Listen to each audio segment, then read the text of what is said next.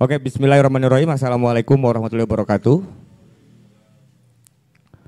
Terima kasih kawan-kawan yang sudah hadir. Seperti biasanya, sebagaimana mestinya bahwa Cakrawala Kata menghadirkan sebuah forum kajian, diskusi rutinan di setiap pekannya di hari Rabu dengan nama Reboan.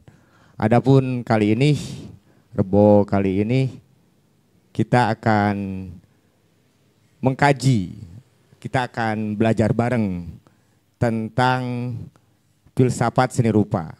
Sebenarnya ini secara dua, ini terpisah mungkin ya Mas Robi, tapi nanti Mas Robi akan menyampaikan banyak hal dan kita akan belajar banyak hal tentang seni rupa. Kurang lebih seperti itu. Mas Robi sendiri, Mas Jalva Robi lengkapnya ya, Jalva Robi. Beliau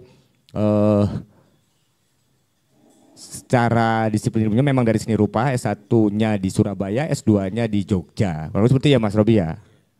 Nah, sebelum kepada materi Mas Robi, seperti biasa juga saya memberikan pengantar. Kalau pengantar dari sisi seni rupa, saya rasa nanti langsung saja. Karena kalau kita bicara filsafat seni rupa, tentu saja ada keterpisahan di situ. Ada filsafat, ada seni, ada rupa. Nah, tetapi ada yang secara korelatifnya ya, artinya bahwa bicara tentang filsafat seni dulu secara umum, baru kita akan bicara secara kejuruan rupanya, bicara itu. Karena bagaimanapun seni rupa pada akhirnya secara, kalau bicara filsafat ya bicara tentang etimologinya, tentang epistemologinya. Maka dari situ dari sisi seni umum pada umumnya. Untuk kali ini karena saya sendiri memang malam ini ingin belajar lebih terhadap Mas Robi. Karena makanya saya untuk pengantar pun saya bawa contekan ini. Karena banyak hal yang memang secara pemahaman, terlepas saya memang di dunia teater juga harus belajar tentang rupa, tentang karena kepentingan di artistik. Tapi lebih daripada itu punya kekhususan sendiri, apalagi gerakan-gerakan di era modern terutama. Teater sendiri juga banyak dipengaruhi oleh pergerakan seni rupa. Salah satunya kita pernah mengenal performance art. Performance art itu justru malah lahir dari pergerakannya kawan-kawan seni rupa, justru bukan dari actionable dari teater, seperti itu. Nah, tapi sebelum sampai sejauh itu, saya akan bicara dulu tentang etimologinya dulu mungkin. Ada beberapa teori seni yang pada dasarnya dapat digolongkan dalam beberapa kelompok pemikiran. Nah, dalam hari ini teori mimesis, instrumental, formalitis ya. Lalu teori-teori abad ke-20, teori bentuk, teori pengungkapan dan sebagainya tentu dengan perkembangan sesuai peradabannya. Nah, tetapi yang paling secara filsafat yang paling banyak dibahas ya etimologi yang di awal itu, teori mimesis. Teori ini berpijak pada pemikiran bahwa seni adalah suatu usaha untuk meniru alam. Kata mimesis berasal dari kata Yunani di mana teori ini pertama kali dicetuskan oleh Plato. Terjemahan yang tepat dari kata mimesis agak sukar dicari karena bagi Plato mimesis ini tidak saja berlaku untuk seni rupa, melainkan juga berlaku untuk seni musik, drama dan sebagainya. Teori mimesis ini amat penting dalam tinjauan seni karena setelah zaman Yunani konsep ini dihidupkan kembali dalam seni Renaissance dan sampai sekarang masih cukup berpengaruh. Inti dari teori mimesis ini adalah perkembangan seni natural, baik secara formal maupun sebagai pengenalan pengalaman. Ini kalau kita sering bahwa hal-hal yang sifatnya implementasi dari karya seni berasal dari kehidupan atau hasta karya dari empiriknya kehidupan mencipta menjadi salah satu bentuk karya seni. Kurang lebih seperti itu. Itu konsep mimesis. Nah, kalau instrumental, berikutnya muncul teori instrumental. Teori ini berpijak pada pemikiran bahwa seni mempunyai tujuan tertentu dan bahwa fungsi dan aktivitas seni sangat menentukan dalam suatu karya seni. Misalnya fungsi-fungsi edukatif, fungsi-fungsi propaganda, religius, jelas misalnya. Oh, karya ini dibentuk memang untuk protes, karya ini untuk propaganda, karya ini untuk pendidikan. Nah, itu instrumental. Memang dari awal, dari wacana sampai ke pelaksanaan itu sudah disiapkan secara instrumental.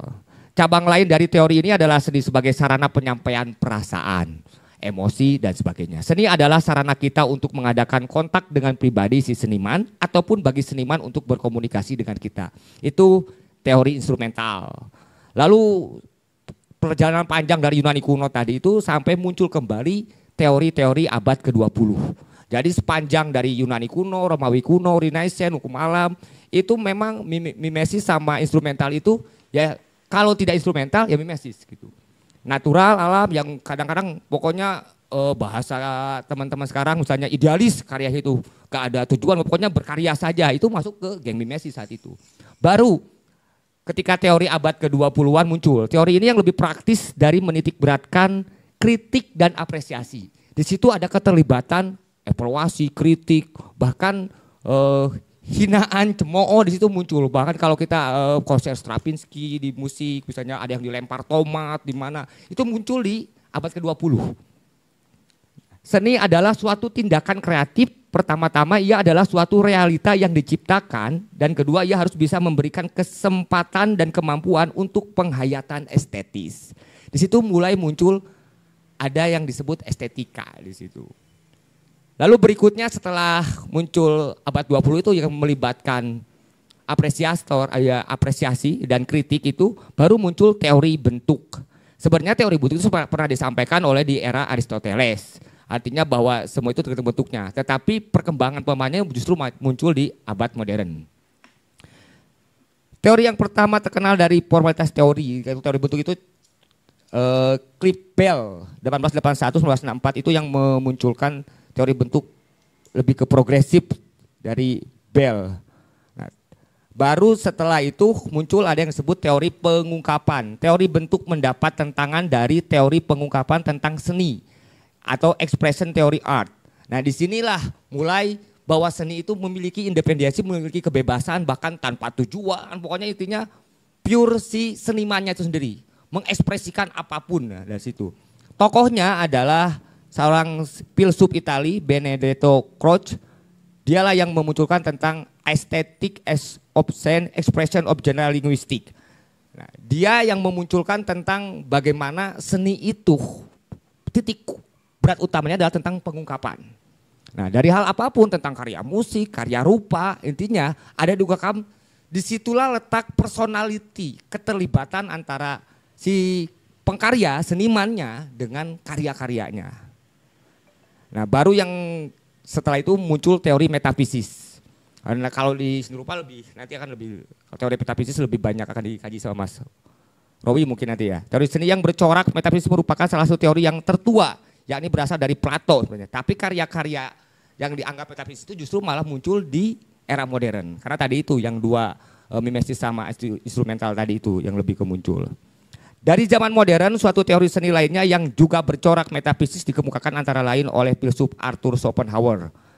Menurutnya, seni adalah suatu bentuk dari pemahaman terhadap realita.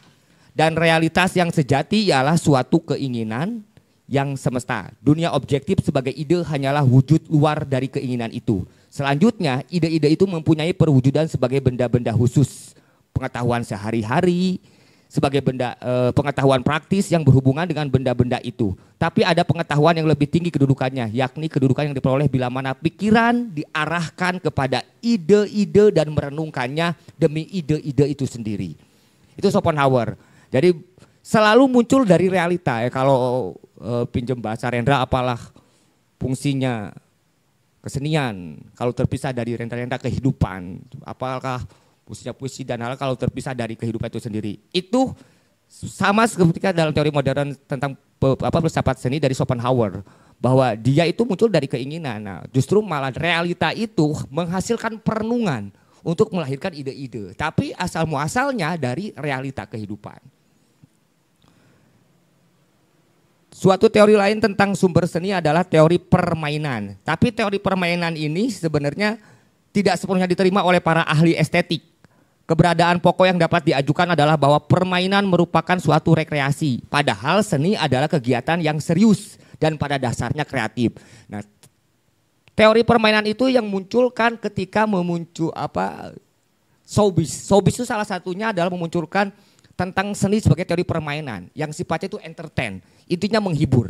Nah, tapi sebenarnya sampai sekarang masih ada perdebatan dan perlawanan bahwa karena seni itu harusnya menitik beratkan kepada keseriusan dan kreativitas, tidak melulu kepada hiburan semata gitu.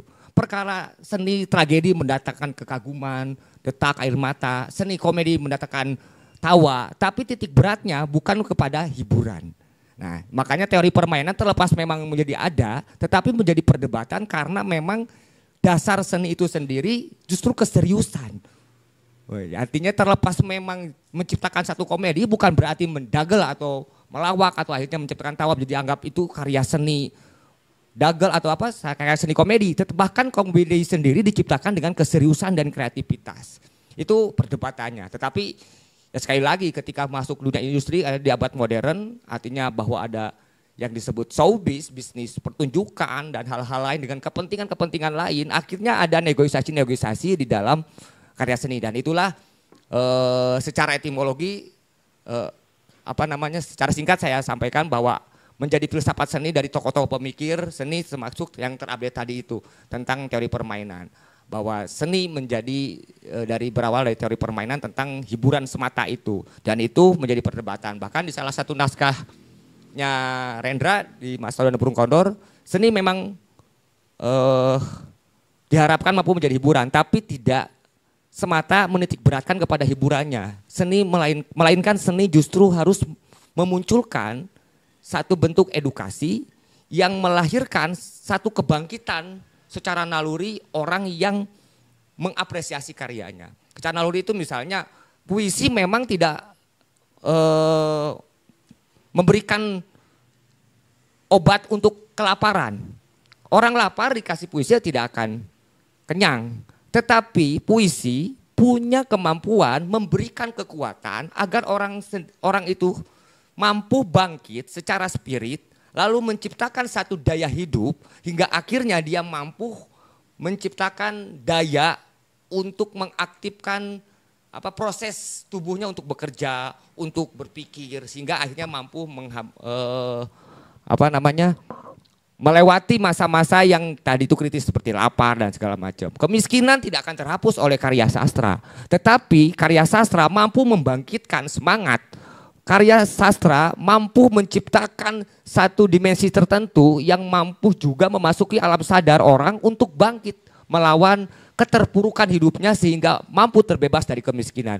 Pun di dalam karya lainnya, artinya karya musik yang terinspirasi musik mampu nanti pada akhirnya di karya seni rupa. Kurang lebih itu sebagai pengantar filsafat seni dan dari sisi etimologi. Itu yang saya sampaikan sebagai pengantar dan berikut saya persembahkan biduan persembahkan. Kita akan sama-sama bagaimana tentang filsafat seni rupa. Artinya dari sisi seni rupanya maupun secara filsafatnya kita akan ngaji bareng bersama Zal Farabi. Terima kasih. Silakan Mas Obi. Oke, selamat malam semua teman-teman. Ya, terima kasih. Jadi ini sebuah kesempatan yang mewah bagi saya gitu ya, bisa saling berbagi gitu terkait dengan istilahnya keilmuan mungkin ya. Tapi ini kan bukan forum akademis gitu loh, jadi biar lebih santai gitu. Ini soalnya nggak mempersiapkan makalah khusus buat. Ya, jadi ini kan topiknya tentang filsafat, jadi aku berpikir kita berbicara tentang banyak pertanyaan gitu ya. Jadi karena secara basic dasarnya filsafat itu kan tentang pertanyaan gitu, mempertanyakan gitu loh ya kan. Jadi ada 3 poin penting dalam filsafat itu.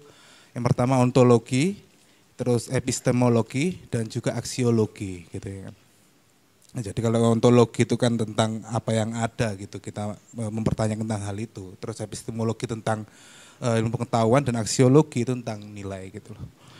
Lah seni itu kecenderungannya berada di konteks aksiologi gitu. Jadi estetika itu berada pada tataran nilai itu gitu loh. Nah jadi bicara tentang estetika itu kan memang sinkron dan kompatibel dengan kesenian gitu ya. Tapi estetika ini pada umumnya kita kenal estetika ini dengan pemaknaan keindahan gitu loh. Nah tapi keindahan ini ternyata dalam perjalanannya itu mengalami banyak sekali perdebatan gitu ya. Artinya kalau menurutku secara subjektif pengertian estetika mungkin dia lebih sinkron dengan kesaksian gitu loh. Artinya estetika ini berada pada hal yang itu dimana itu sangat membekas, sangat berkesan. Entah itu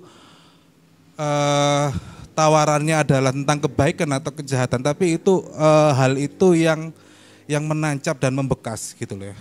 Nah, makanya tangkapan itu yang akhirnya dibahasakan menjadi sebuah bentuk seni gitu, ya kan. Nah, jadi secara pemaknaannya mungkin aku berangkat dari situ gitu loh ya. Nah, terus selain itu juga ada pengertian tentang bentuk-bentuk artistik gitu ya. Bagaimana bentuk artistik ini ya juga selalu terucap di dalam dialog kesenian gitu loh.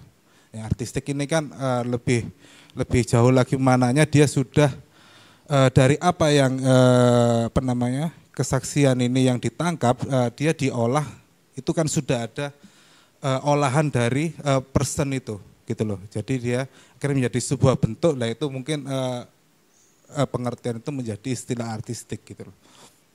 Nah itu secara sederhananya gambaran tentang wilayah filsafat dan seninya gitu loh. Tentu dalam perjalanan banyak sekali teori-teori tentang kesenian itu gitu loh. Ya, tapi kalau mungkin aku nggak banyak membedah di situ karena aku nggak begitu siap gitu mempresentasikan tentang banyak teori-teori itu. Tapi ini sebagai pengenalan gitu deh gitu. Nah, terus jika ngomong tentang dunia seni rupa ini kan tentu dia nggak mungkin hal-hal yang tidak nampak gitu loh. Otomatis dia adalah hal yang berwujud. Ini yang seperti disampaikan Mas Toteng tadi kan ada berapa mimesis, instrumen, formalis dan nah, dalam sejarah seni modern itu ada banyak sekali tawaran-tawaran visual sebenarnya. Jadi dari era Renaissance, terus setelah itu ada bentuk-bentuk impresionis, terus ada bentuk-bentuk ekspresionis, terus ada bentuk-bentuk dada, fauvis, abstrak ekspresionis, pop dan begitu lanjutannya. Tapi yang sebenarnya ingin saya sampaikan perjalanan seni modern ini secara paradigmanya para seniman ini utamanya adalah bagaimana seniman ini membuat sebuah karya seni dalam konteks kebaruan. Nah, jadi dari setiap masanya ini mengalami sebuah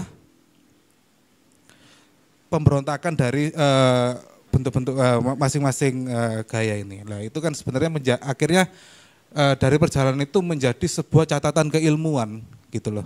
Ya kan, jadi Renaissance ini secara estetiknya diatur oleh gereja misalnya ya kan, terus setelah itu di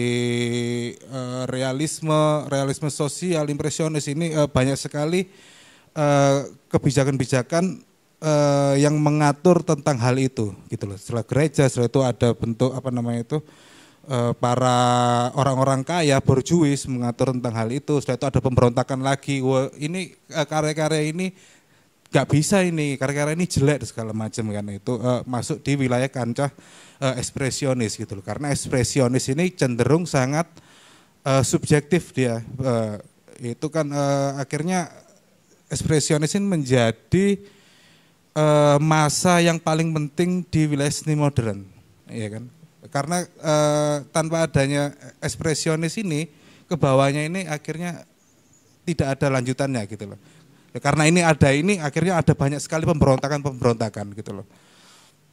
Misalnya kayak bentuk dada kan yang ditawarkan adalah bahwasannya apa ya istilahnya ya, found object bisa menjadi sebuah karya seni gitu loh. Aku tanpa membuat sebuah penciptaan, aku mendapatkan sebuah benda, aku beri tanda tangan, ya kan, lalu itu bisa menjadi sebuah karya seni. Ya kan. Terus lalu ada muncul di era-era abstrak itu oleh Kandinsky itu mereka sebuah kelompok Bauhaus di Jerman itu. Kelompok ini kan isinya tidak hanya perupa, tapi di situ ada arsitektur, di situ ada komposer, ada berbagai macam disiplin gitu. Bagaimana mereka membuat sebuah rumusan terkait dengan Bauhaus ini sehingga timbul sebuah bentuk apa istilahnya formalisme gitu ya. Jadi bentuknya itu di akhir-akhirnya Bauhaus itu mereka menawarkan sebuah bentuk yang ya ini hanya warna, ini hanya garis gitu ya kan. Mereka tanpa menyampaikan maksud apapun gitu. Ya merah gitu, biru ya biru gitu ya. Kotak ya kotak ini ya itu. Itu dalam bentuk perjalanannya sehingga terus setelah era abstrak ini di Amerika itu terjadi sebuah gerakan bagaimana Amerika ini coba membangun kebudayaannya. Jadi Amerika ini membangun sebuah bentuk style abstrak ekspresionisme. Itu salah satu punggawanya itu ada Jackson Pollock. Ya kan? Jadi bagaimana itu, ya ini sudah ekspresi terus diabstrakan lagi. Gitu. Ya kan sudah semakin kacau gitu maksudnya. Ya kan? Setelah itu dari situ ada lagi gerakan itu pop art. Nah pop art ini bagaimana Warhol pada waktu itu menawarkan tentang sebuah bentuk yang populer. Bentuk-bentuk populer ini ternyata bisa menjadi sebuah karya seni. Nah pop art ini bisa dibilang adalah senjakala modernisme. Dari pop art ini akhirnya masuk di pewacaan-pewacaan postmodern gitu loh. Nah, setelah pop art ini masuklah di era-era konseptual gitu. Dan hingga saat ini perkembangan postmodern sampai pada konteks seni dan kolektivisme. Ya kan? Nah, jadi menangkap kronologis dari bentukan sejarah ini bisa dibilang ada 3 paradigma yang berkembang di dunia seni gitu ya, di dunia seni rupa ya kan secara spesifik kan karena topiknya tentang itu. Jadi ada bentuk-bentuk yang dalam bahasanya itu seni tradisi, seni modern dan seni kontemporer gitu. Tapi dari tiga bentuk ini kalau pewacanaannya ini kurang tepat ataupun pewacanaannya ini sangat minim, inilah yang mengakibatkan apresiator itu merasa sangat berjarak dan kebingungan terhadap bentuk-bentuk karya itu, gitu loh.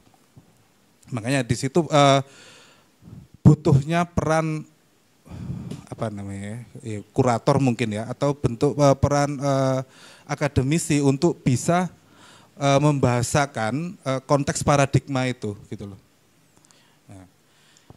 Itu kalau bicara tentang global. Kalau bicara di Indonesia pada waktu itu kan ada juga pertentangan tentang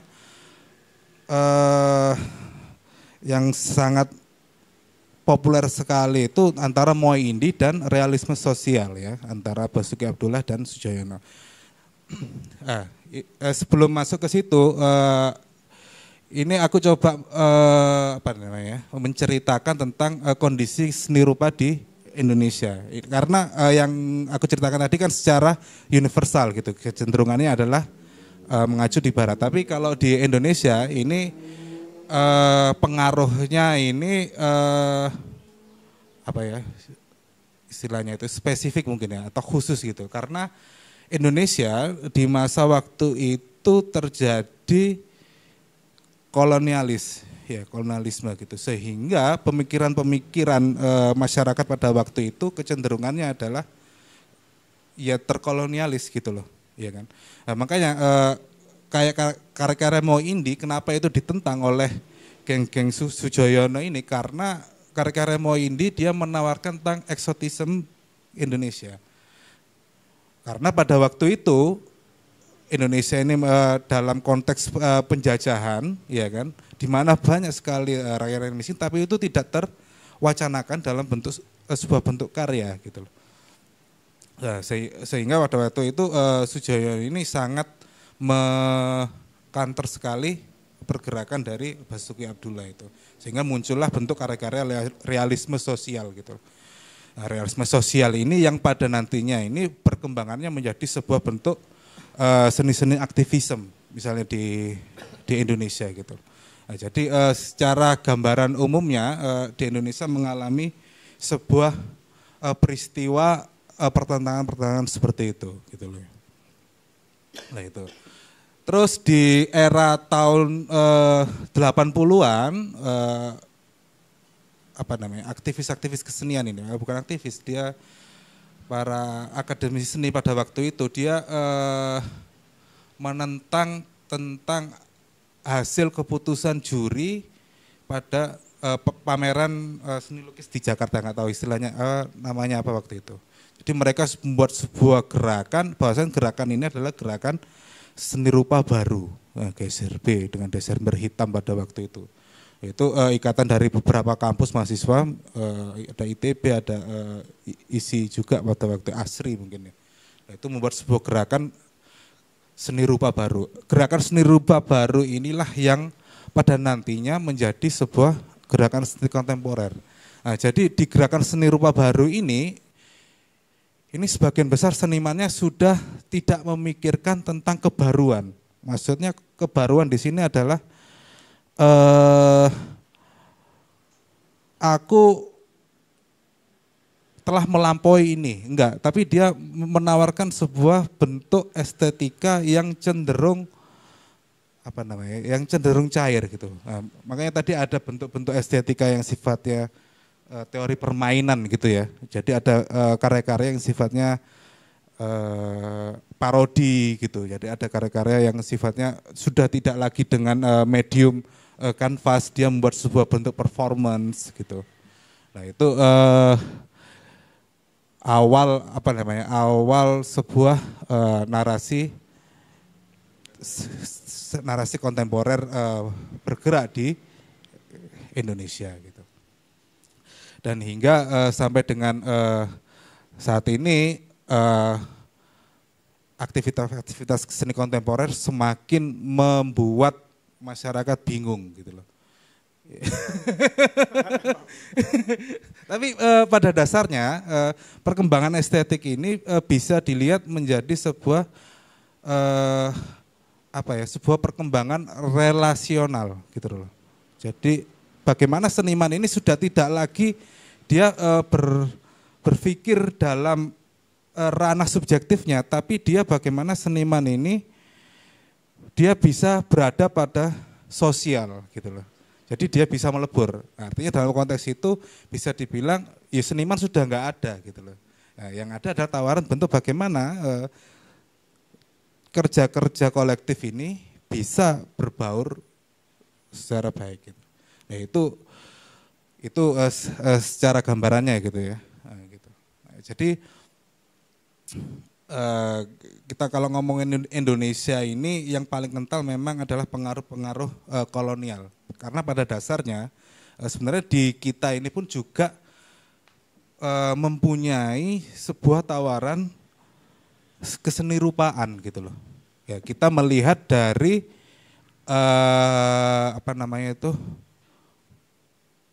kayak misalnya kayak adat ya gitu loh, ya kan? Kayak di Toraja gitu kan, kayak di Papua, kayak di itu kalau dilihat sebenarnya mereka melakukan sebuah aktivitas seni kontemporer. Tapi pengaruh kolonialis menjustis itu adalah sebuah bentuk kesenian primitif atau kesenian tradisi gitu loh. Karena pada dasarnya kenapa itu aku bisa bilang itu sebuah karya kontemporer, karena mereka membuat karya itu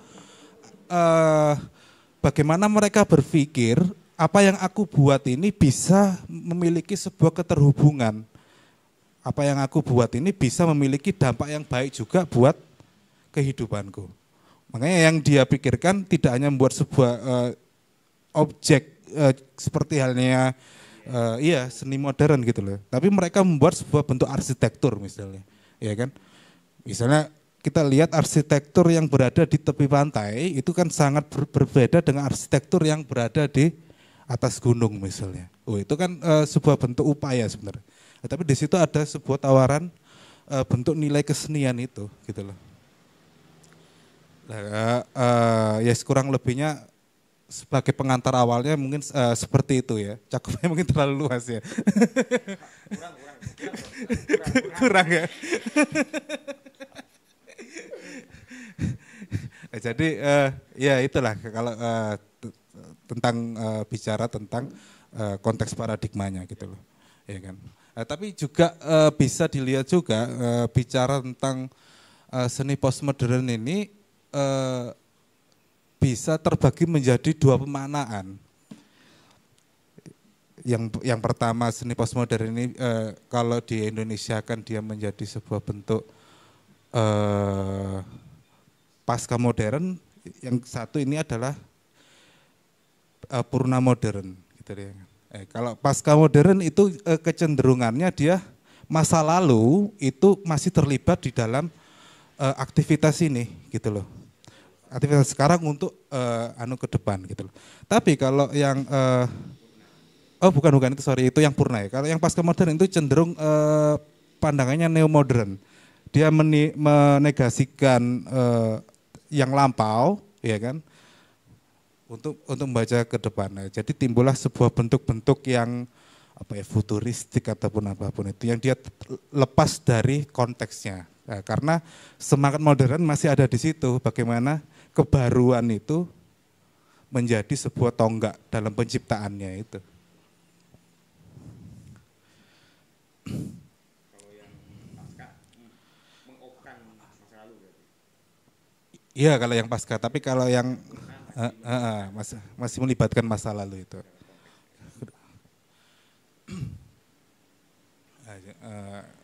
Jadi seperti itu sih mungkin jadi lebih cair biar. Oke, terima kasih Mas Obi sebagai pengantar kaitan tadi lebih ke bicara tentang kalau Mas Obi bilang kalau ngomong filsafat di seni kita bicara di aksiologinya ya, artinya aksiologi. Karena tadi kalau ngomong epistemologi tadi sudah karena kita historis jadi etimologinya sudah dimunculkan dari di awal karena sama. Kalau beberapa minggu lalu kita bicara tentang teater dengan sejarahnya sama, artinya bahwa secara umum seni memang paralel juga dengan peradaban yang terjadi dalam kehidupan di mana di titik itu tertentu. Kalau di era Yunani kuno sampai Romawi kuno ada perbedaan khusus karena memang pengaruh-pengaruh otoritas dalam hal ini kekuasaan. Tadi bicara tentang kekuasaan gereja. Nah itu infak terbesar dalam infak terhadap ke dunia seni itu sangat besar karena karya-karya seni sekali lagi tadi kalau bicara tentang mimesis secara natural ya memang responsif terhadap keadaan kebijakan dan tindakan otoritas. Nah, kurang lebih sama dengan pergerakan di dalam dunia sastra, dunia teater dan tadi Mas Obi menyampaikan dalam seni rupa pun sama. Nah, termasuk sampai ke kita di dalam perkembangan seni rupa di Indonesia. Bagaimana apa yang lahir di era kolonial lalu muncul transisinya hingga sampai akhirnya kontemporer itu muncul tadi di Desember Hitam ya 1980 ya 1980 Desember Hitam pasca pameran seni di Jakarta itu muncul kontemporer itu pun sama artinya ketika era saat ini muncul satu kalau disebut ketidakjelasan peradaban itu ya kita tidak belum menentukan karena biasanya sains itu selalu terlambat. Artinya knowledge saat ini mengatakan seperti ini tetapi sains selalu merumuskannya terlambat bahwa ini itu era apa?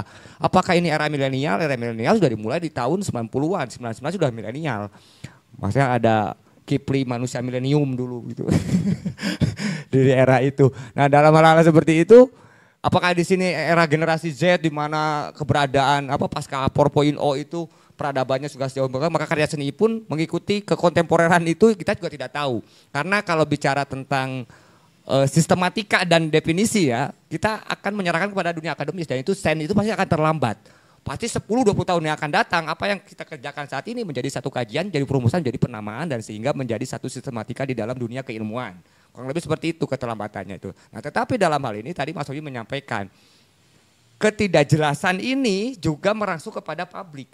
Terutama dalam hal ini kalau tadi bicara tentang sejarah apresiasi dan kritik dan apresiasi pun akhirnya tidak memiliki identifikasi yang jelas. Makanya di dalam, saya rasa sama ya, di dalam dunia teater, seni rupa, siapa sih masanya teman-teman teater siapa sih masanya teman-teman seni rupa, siapa sih penggemar lukisan, siapa itu kita tidak pernah tahu. Akhirnya keberagaman itu apakah karena ketidakjelasan yang tadi Mas Obi bilang, karena ya kalau munculnya teater absurd orang bingung. Lalu kata Mas Obi seni rupa pun ketika muncul kontemporer masyarakat bingung. Nah kebingungan ini juga apakah memunculkan satu pikiran-pikiran tertentu di dalam masyarakat sehingga animonya semakin merendah. Nah ini juga menjadi PR bersama tentang malam ini, makanya kita akan coba kaji. Sebenarnya apa yang akan kita rumuskan tentang permasalahan yang terjadi dalam dunia seni. Kalau dari seni rupa ternyata tidak jauh beda dengan 2 minggu lalu ketika Rerboan 2 minggu lalu membahas tentang teater. Apalagi teater dengan era digital dan segala macam, sementara teater punya satu identifikasi dan idealisme dalam hal eye to eye gitu, panggung tonton panggung. Lalu seni rupa apakah juga sama ketika di era digital seperti ini cukup dipamerkan, yang ditonton hanya orang 70% tidak lewat PC, hanya lewat handphone, layarnya yang tidak lebih dari 10 cm kali sekian senti gitu. Lalu karya rupanya apakah hanya dipamerkan di sana? Itu juga apakah menjadi solusi atau menjadi hambatan? Ini satu PR bersama dalam kaitan khususnya dalam pergerakan seniman, kaitan tadi tentang fungsi edukasi, fungsi ekspresionis, apakah ekspresi tersampaikan, itu yang menjadi PR bersama.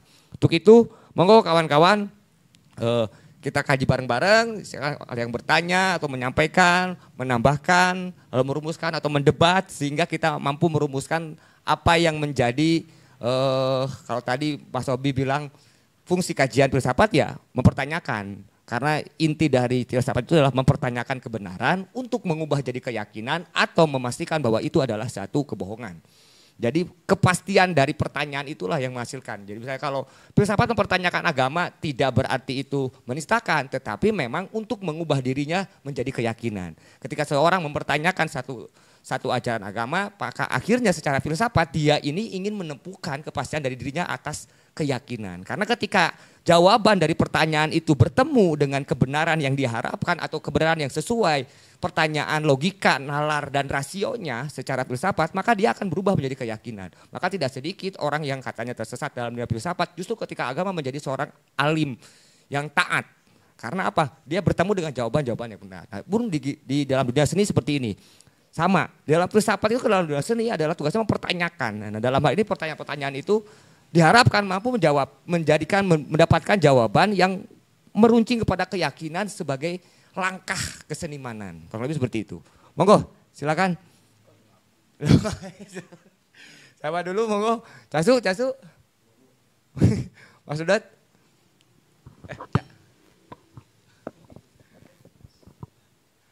Mas Sobi, selamat datang Mas Sobi.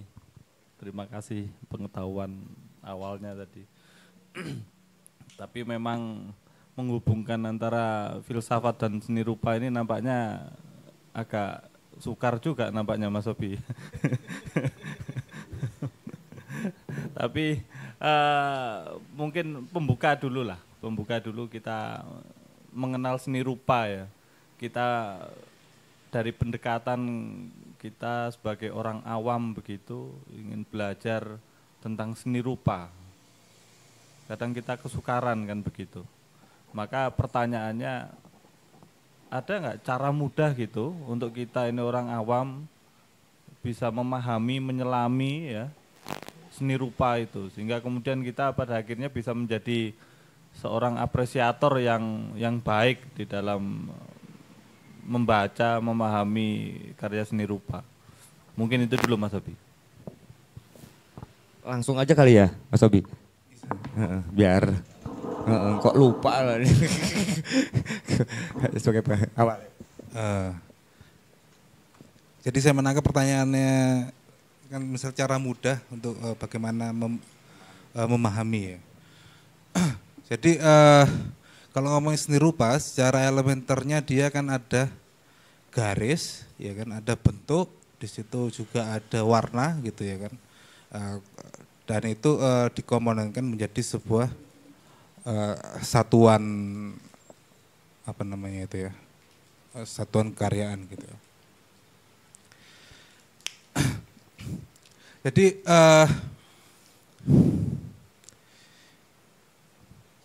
ini bisa gini ya, apa namanya?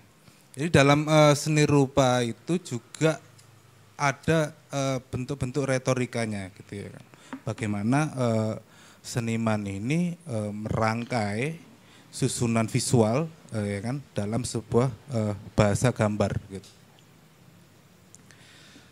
Tapi terkadang juga seniman ini mencoba membingungkan gambar itu dengan teks judul, ya kan, strategi misalnya itu, ya kan. Nah, sehingga di situ ada apresiator yang istilahnya menjadi bingung gitu, karena kalau dia tidak mengetahui konteksnya, dia tidak mengetahui studi senimannya, itu menjadi lebih bingung lagi gitu loh.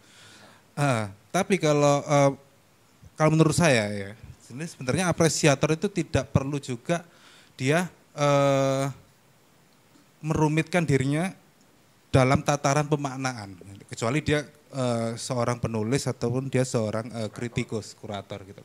Jadi sebenarnya karya seni ini sebenarnya secara nggak langsung dia menyampaikan sebuah rasa gitu ya. Jadi dan itu kalau seniman itu dia memiliki sebuah kepekaan, dia akan pandai merangkai bahasa visual itu tanpa apresiator ini bertanya, ya, gitu ya. Karena si seniman ini apa istilahnya? Dia tidak akan keluar dari ontologinya. Apa yang dia hadirkan di misalnya lukisan ya, apa yang dihadirkan di lukisan itu semuanya ada dalam realitas gitu loh, ya kan. Nggak mungkin dia menghadirkan itu yang nggak ada dalam realitas gitu loh. Terkait dengan bentuknya terdistorsi ataupun bagaimana, itu adalah sebuah bentuk kreativitas. Tapi sekiranya karya itu sebenarnya ya sudah berbicara gitu loh. Kalau kita melihatnya apa ya, dengan sebuah rasa gitu loh. Nah itu soalnya hampir dari masyarakat kita mengapresiasi karya itu serumit itu gitu loh. Itu kan menjadi sebuah beban juga sebenarnya. Soalnya enggak semua seniman ini dia bisa berbicara, dia bisa menjelaskan apa yang yang digambarkan gitu loh. Kalau semama dia bisa menjelaskan apa yang digambar, lebih baik dia menulis secara verbal gitu ya kan. Nah itu sih. Jadi kasus saya ya dinikmati aja sebenarnya. Ya kan, ini nggak pas ya, nggak pas karena itu memang cenderung sangat subjektif gitu loh. Ya kan. Ya begitupun hal di banyak kesenian-kesenian yang lain gitu ya kan.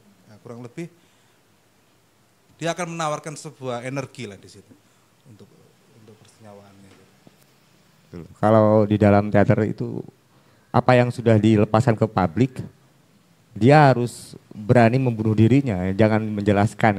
Dan dalam hal itu saya rasa berlaku juga di karya pameran lukisan ya. Ketika berani sudah pameran, maka senimannya sendiri harus berani interpretasi apapun. Bahkan dia harus haus kritik kan katanya gitu.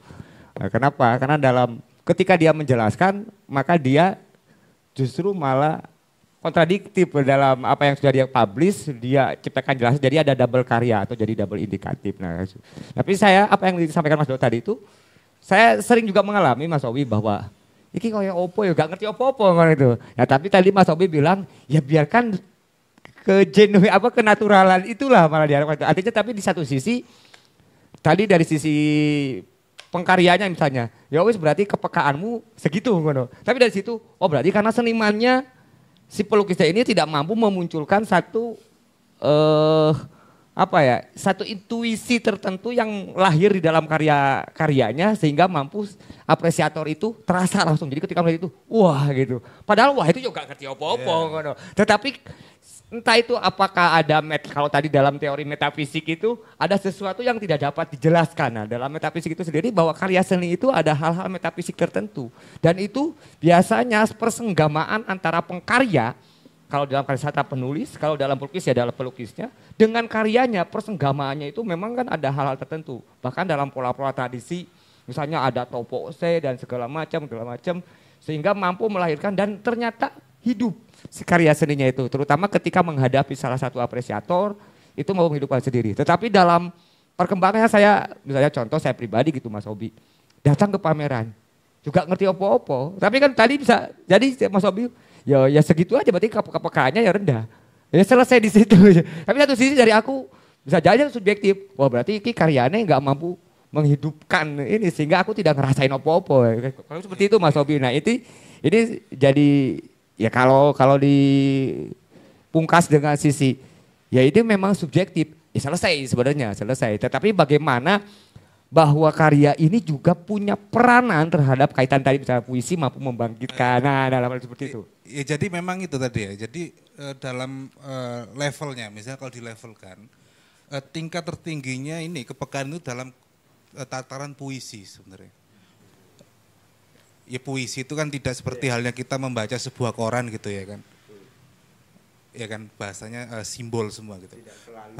Makanya di dalam sebuah karya seni yang top itu sebenarnya bukan bahasa simbol yang ada di situ, tapi itu adalah bahasa puisi gitu loh. Kalau bahasa simbol itu maksudku seperti halnya kita melihat tanda S terstrip gitu kan, bahasa desain lah gitu ya misalnya gitu. Sandi. Kalau kita melihat itu kan iya kan?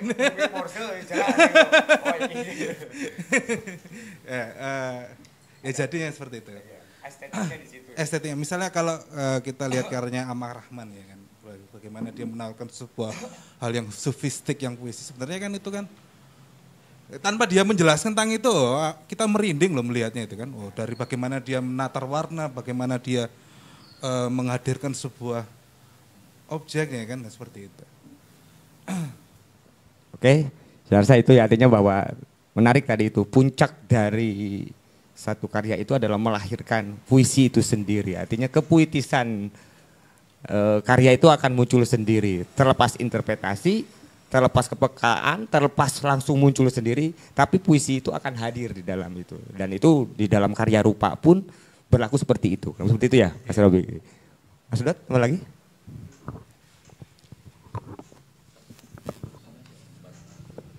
Oke, saya memahami bahwa itu tadi bahwa setiap karya seni, setiap kreator punya hak di situ sehingga tadi istilahnya adalah subjektivitas di situ. Nah, dan nampaknya juga dengan kerendahan hati itu seorang kreator juga membuka, ya kan, memberikan clue, ya, petunjuk atas tanda kutip subjektivitas atas karyanya. Tadi mungkin minimal lewat judul kan gitu ya.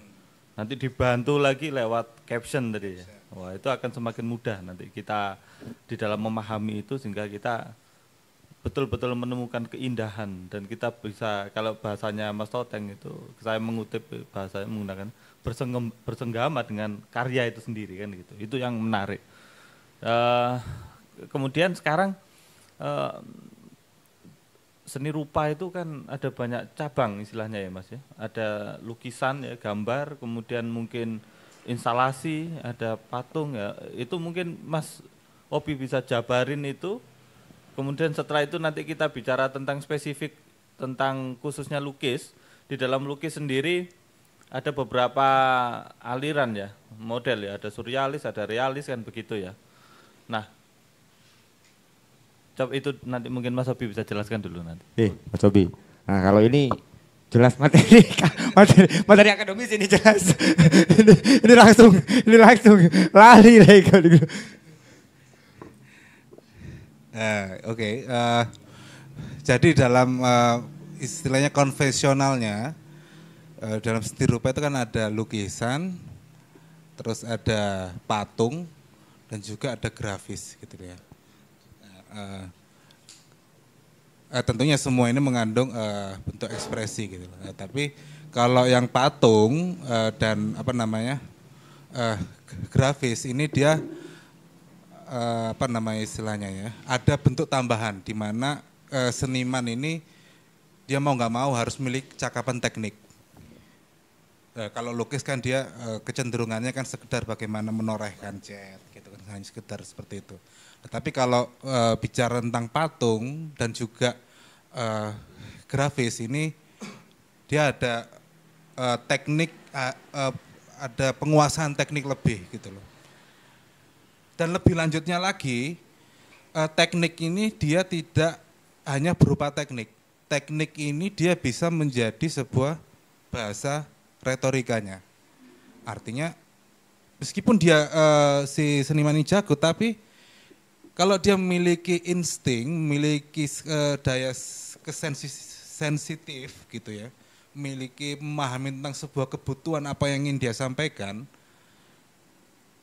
pembentukan patung itu tidak harus mulus, ya kan? Pembentukan patung itu sepertinya gini aja sudah oke nih, ya kan? Dan juga begitu pun dengan grafis gitu loh. Goresan ini akan tercetak dan cetak cat ini akan nampak seperti ini akan menyampaikan rasa yang seperti ini. Itu secara gambarannya gitu. Artinya teknik ini pun juga melebur menjadi sebuah bahasa rasa.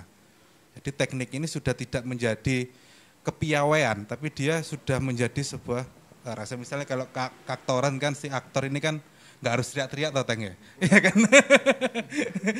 Dia bisa lembut, dia bisa bagaimana itu. Nah itu teknik ini dia menjadi sebuah retorika itu. Ya? Iya, membangun retorika itu, bahasa ungkapnya itu gitu.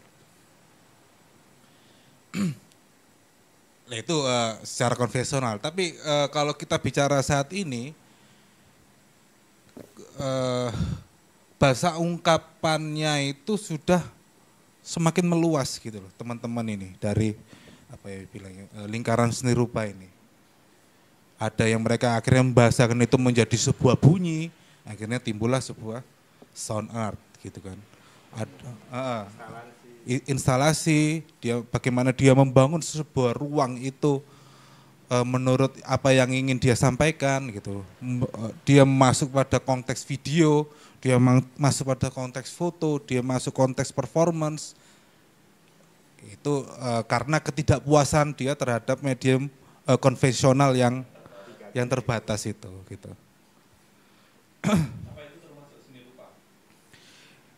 Dalam konteks itu menurutku sih sudah bukan kok seni rupa, tapi dia menaruhkan sebuah kajian baru lah. Sebenarnya studi baru sih itu hasilnya. Karena di dalam itu mau nggak mau dia sudah terjerumus dalam bentuk disiplin itu. Masih tetap 3 tadi itu ya, Mas yang. Kalau secara akademis ya. Secara akademis ya. Ya. Profesionalnya memang masih itu. Masih itu. Jadi belum jadi sen itu ya, masih tawaran alternatif lah itu. Alternatif gitu loh.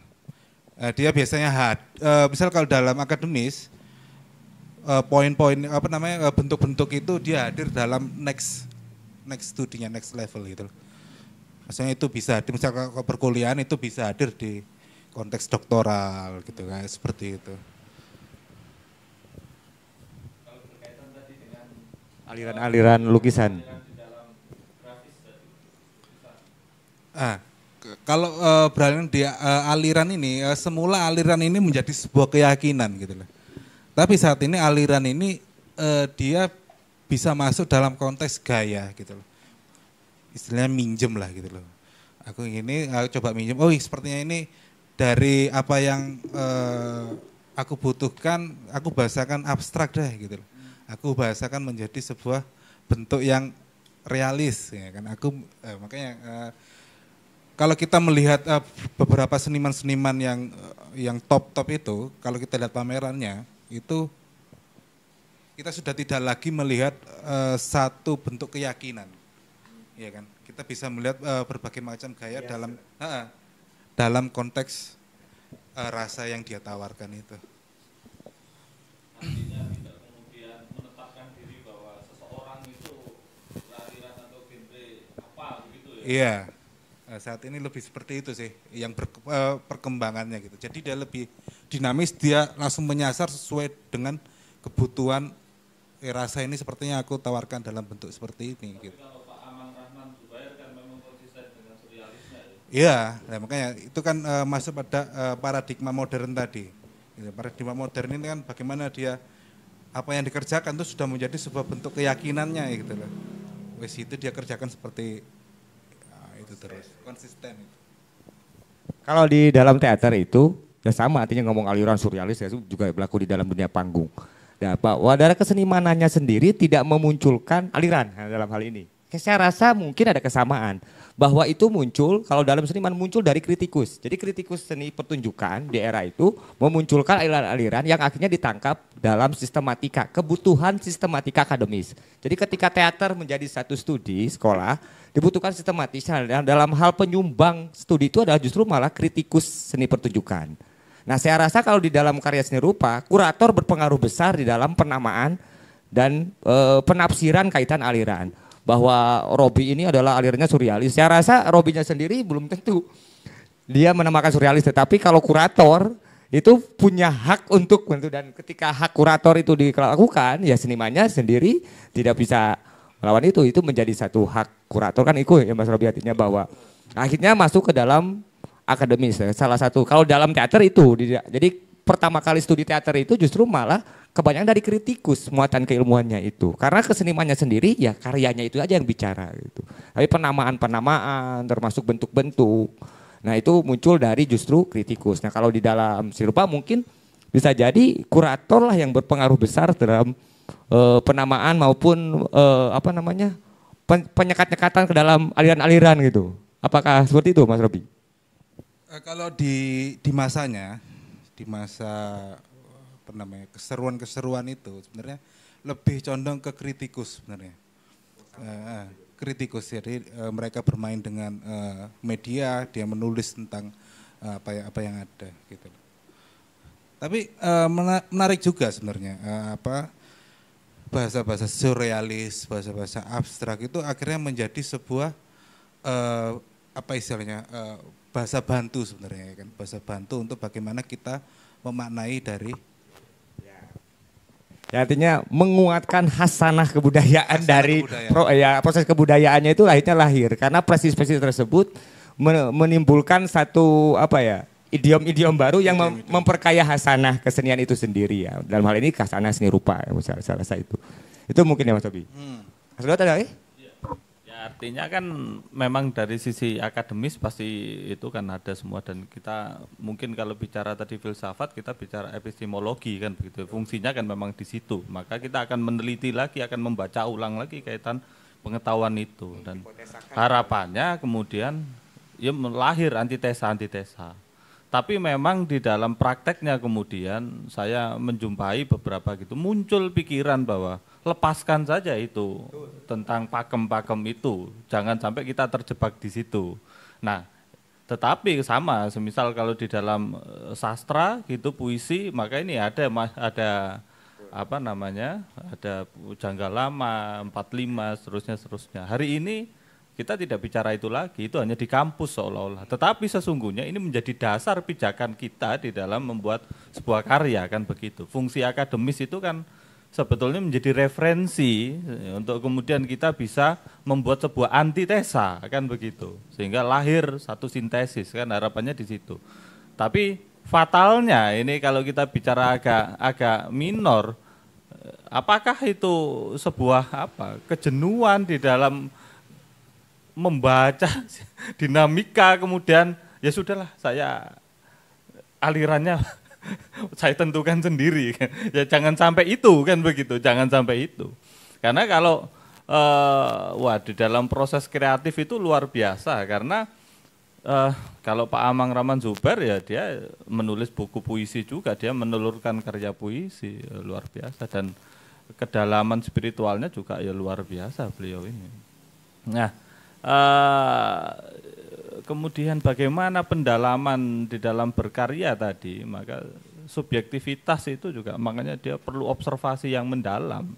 Nah ini yang kemudian saya maksud tadi kejenuhan semisal di dalam menentukan aliran itu juga, wah karena observasinya tidak dilakukan secara mendalam, sehingga kemudian definisi subjektivitas itu tanda kutip betul-betul subjektivitas. Subjektivitas yang dimaksud adalah semau-maunya sendiri kan gitu loh. Lah makanya seorang kurator dan kemudian ditambah seorang kritikus ini menguatkan itu, karena memang kita, semisal kalau kita membaca Van Gogh gitu sekilas, bagaimana karyanya itu tidak diterima di Paris, tapi baru berapa waktu berlalu pasca dia mati terbunuh, diduga terbunuh, loh ternyata diakui. Dan hari ini kita terima semua. Padahal di era itu tidak diterima oleh komunitas di Paris. Ini kan luar biasa dianggap itu. Nah, kemudian sekarang itu tadi ya, ada ragam seni rupa itu banyak, kemudian aliran itu juga tadi sudah dijelaskan Mas Opi sekilas. Saya ingin tahu sekarang kemudian ada seni murni, seni rupa murni dan seni rupa terapan, Mas. Apa itu sesungguhnya, Mas? Jadi seni rupa murni dan seni rupa terapan ini sebenarnya kan bagaimana kampus coba bisa merangkum itu ya, mengakomodir menjadi sebuah kurikulum gitu ya kan. Nah, jadi kalau seni murni itu cenderung yang dia berbasis pada ekspresi gitu ya kan. Outputnya ya tadi bisa lukisan, seperti itu ya, akhirnya studinya seperti itu. Kalau seni terapan dia modelnya misalnya kayak tenun gitu, misalnya kayak bentuk kriya gitu kan, dia bisa menjadi fungsi gitu, dia sel gelas ataupun apa. Nah, jadi perbedaannya lebih pada konteks seperti itu sih gitu.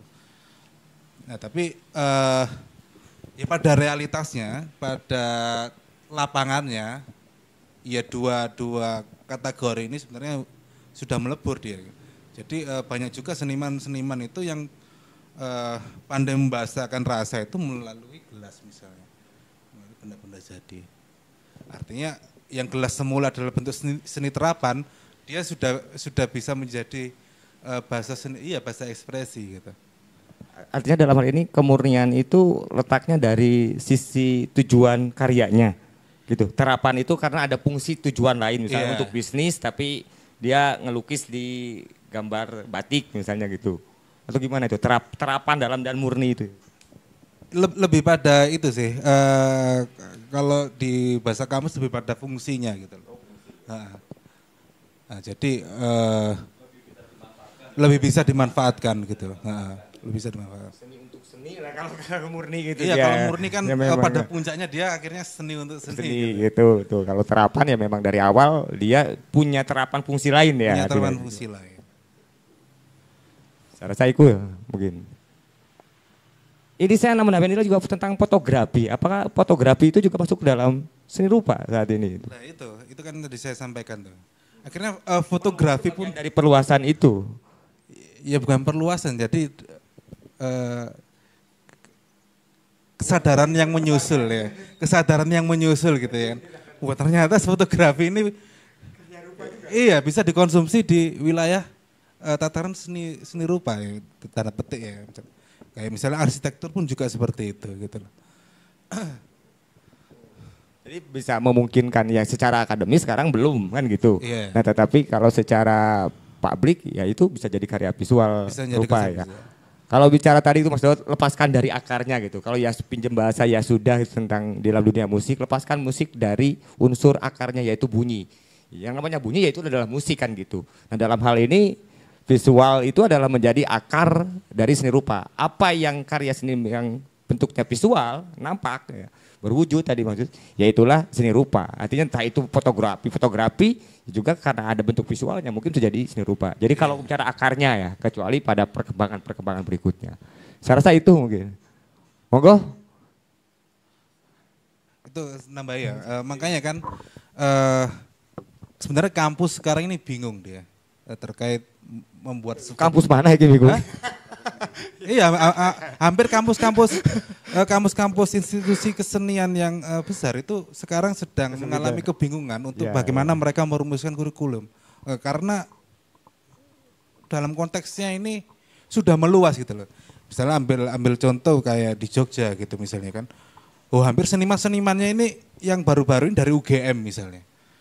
Iya kan? Dari teman-teman sejarah, dari teman-teman antropologi misalnya kayak seperti itu. Itu kan lah seniman mereka yang belajar di ISI cenderungan menjadi sebuah artisan daripada seniman ini kan. Woi kan. Gak apa-apa kebingungan merespon tentang bagaimana keluasan, tapi tidak sebingung komisi penyiaran ya tentang itu fenomena. Artinya itu sebagai bentuk tawaran antitesa tadi. Iya. Teman-teman yang di luar apa basic disiplin ilmunya seni rupa, kalau mungkin ya saya membaca ya, kalau kita disiplin ilmu kita ada di suatu bidang dalam konteks ini adalah seni rupa, maka kita akan pakem itu kita pegang teguh betul. Kita memahami untuk kita keluar dari pakem itu kadang kita masih waduh agak ragu-ragu kita keluar dari pakem karena kita seolah-olah adalah penerus daripada pakem itu. Ada itu ya, artinya ya saya yakin ada banyak teman-teman seni rupa yang basicnya seni rupa juga keluar dari itu juga berani sebagai bentuk tawaran. Dan sedangkan teman-teman yang di luar disiplin ilmu itu dia jauh lebih longgar karena referensi atas pakem itu tanda kutip ya saya pakai terminologi pakem tadi itu dia mungkin terbatas dan dia lebih eksplorasi ya tanda kutip subjektivitas, eksplorasi atas subjektif pikiran bagaimana ide-ide tadi dituangkan dalam bentuk tadi, jadi dia lebih bebas. Nah, kadang jadi benturan tadi kemudian di antitesa tadi itu menciptakan sesuatu yang baru itu tadi, yang sebetulnya bukan kebingungan, tetapi bagaimana ketika tanda kutip ya kebingungan tanda kutip bahwa ini menjadi celah positif untuk kita kemudian melahirkan satu sintesa. Saya pikir itu nanti ke depan itu. Iya. Siap. Oke, monggo lanjut Cak Su. Selamat malam Mas Sobi. Aku mau bertanya soal bagaimana kemampuan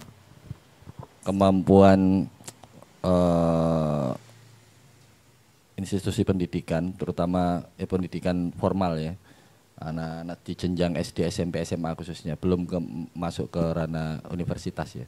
Jadi kemampuan mengolah kurikulum dalam bidang perkesenian, khususnya apalagi ngomong seni rupa, ya kan. Aku pribadi karena bersinggungan dengan kedua anakku dan satu muridku ini, aku harus apa ya berusaha mengimprove ya kan, karena kan aku kan apa lek ngaraniku homeschooling kan ya. Jadi mengimprove segala bentuk kegiatan perkesenian untuk memahami anak-anakku itu supaya murid-murid itu juga memahami konteks kesenian, bahwa kesenian itu juga penting di dalam ininya, proses kreativitasnya. Lah aku kan sempat membaca beberapa karya Roland Barthes ya kan, membaca soal semiotika. Pada akarnya adalah kemampuan kita dasar untuk membaca semiotik atau tanda-tanda itu emang harus di-create dari kecil ya kan. Karena apa? Itu adalah pemicu daripada kita harus survive untuk bikin satu produk, karena kan hasil dari pengamatan kita kan. Lah, menurut sampean seberapa penting ya khususnya sekolah formal ini merumuskan untuk mengedukasi anak-anak bahwa pelajaran seni itu sebenarnya penting untuk mengasah kreativitas, ya kan? Terutama memahami konteks kesenian itu sendiri, sehingga aku pernah mengalami satu kesulitan waktu itu anakku membaca artefak gitu Mas. Artefak itu ada simbol-simbol tanda-tanda yang aku nggak bisa menjabarkannya itu, ya kan? Sehingga aku harus belajar lagi, balik mundur lagi, ya kan? Belajar sejarah juga tentunya kan. Itu pasti ada hubungannya dengan seni rupa gitu kan. Karena belajar membaca tanda itu sangat penting gitu. Lah, seberapa jauh pemahamannya sampean tentang perkembangan kurikulum pendidikan formal itu memberikan satu pemahaman bahwa seni itu sangat penting untuk mengasah daya kreativitas anak-anak khususnya. Monggo Mas Obi, ini kaitan metode pengajaran hingga akhirnya membentuk kurikulum. Kalau kurikulum kan jelas bahwa itu dari secara deduktif dan induktifnya jelas itu. Nah tapi ini bicara metode juga karena Cak Su punya menciptakan metode khusus kaitan dalam homeschooling tadi itu maupun sebagai guru les untuk usia anak SD. Monggo Kak. Jadi kalau ngomong tentang pendidikan formal, sebenarnya saya juga minim pengetahuan karena nggak terjun ataupun nggak banyak riset terkait dengan hal itu. Tapi sempat saya waktu itu ada perguruan PPL gitu ya kan, praktek pengajar gitu di tataran SMA gitu ya kan. Jadi saya melihat sebagian besar murid ini, siswa ini, itu mereka, aku bisa bilang imajinasinya mati, gitu ya kan. Artinya mereka, bagaimana mereka berimajinasi, soalnya kan modal kreativitas itu kan salah satunya imajinasi gitu loh. Kalau imajinasinya mandek, kreativitasnya nggak ada, gitu loh. Dan imajinasi ini pun juga yang mendorong daya kritis sebenarnya gitu kan.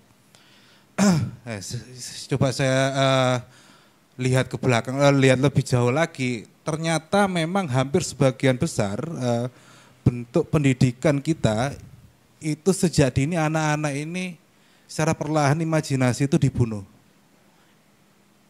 iya kan?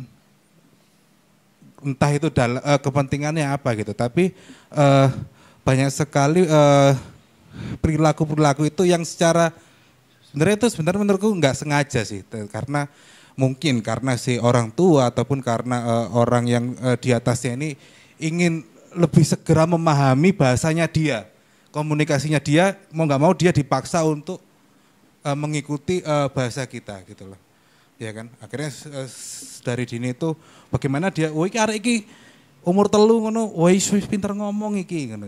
Itu secara nggak langsung menjadi sebuah bentuk capaian gitu loh. Karena dalam sebuah bentuk studi sebenarnya anak itu hingga umur, kalau nggak salah ya nih ya, mungkin bisa koreksi, 6 atau sampai 8 tahun sebenarnya nggak wajib untuk bisa ngomong.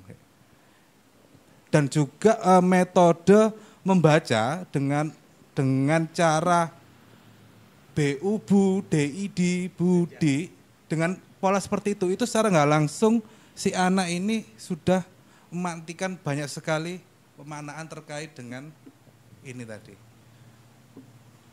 Karena ketika kita sudah memasukkan daya verbal itu ke anak ini, sehingga anak ini secara nggak langsung kemampuan imajinasi dan daya kritisnya ini semakin menurun. Apalagi si anak ini nggak boleh bertanya, ya kan? Sudah nggak boleh bertanya dan juga nggak mendapat juga asupan secara langsung, misalnya kayak dongeng gitu kan, misalnya kayak bentuk-bentuk cerita-cerita yang itu ya nggak masuk akal jenengi cerita bagaimana sih sebenarnya. Karena itulah yang menjadi pokok penting untuk anak-anak ini bisa mengakses kreativitasnya gitu. Ya kan kita lihat aja di SD itu misalnya kan, wah anak ini harus bisa matematika, gitu. Anak ini harus bisa, wah itu sangat berat sekali loh. Padahal di masa-masa itu anak-anak ini secara nggak langsung dia harus mengeksplorasi permainan misalnya gitu loh. Ya, karena itu yang menjadi anunya dia gitu. Sehingga itulah yang menjadi mandeknya kreativitas dan menjadi susahnya si anak ini untuk bertumbuh. Apalagi di mata pelajaran kesenian si anak dianjurkan untuk bisa menggambar realis gitu, menggambar yang sifatnya mirip. Wah itu kan secara nggak langsung, ya kan? Pokoknya gunung wah. Tadi ada gunung jarang ada yang dua satu. Tambahan, sorry mas, tambahan. Aku beberapa kali kan disodori sodori wacana sama muridku kan bahwa dia merasa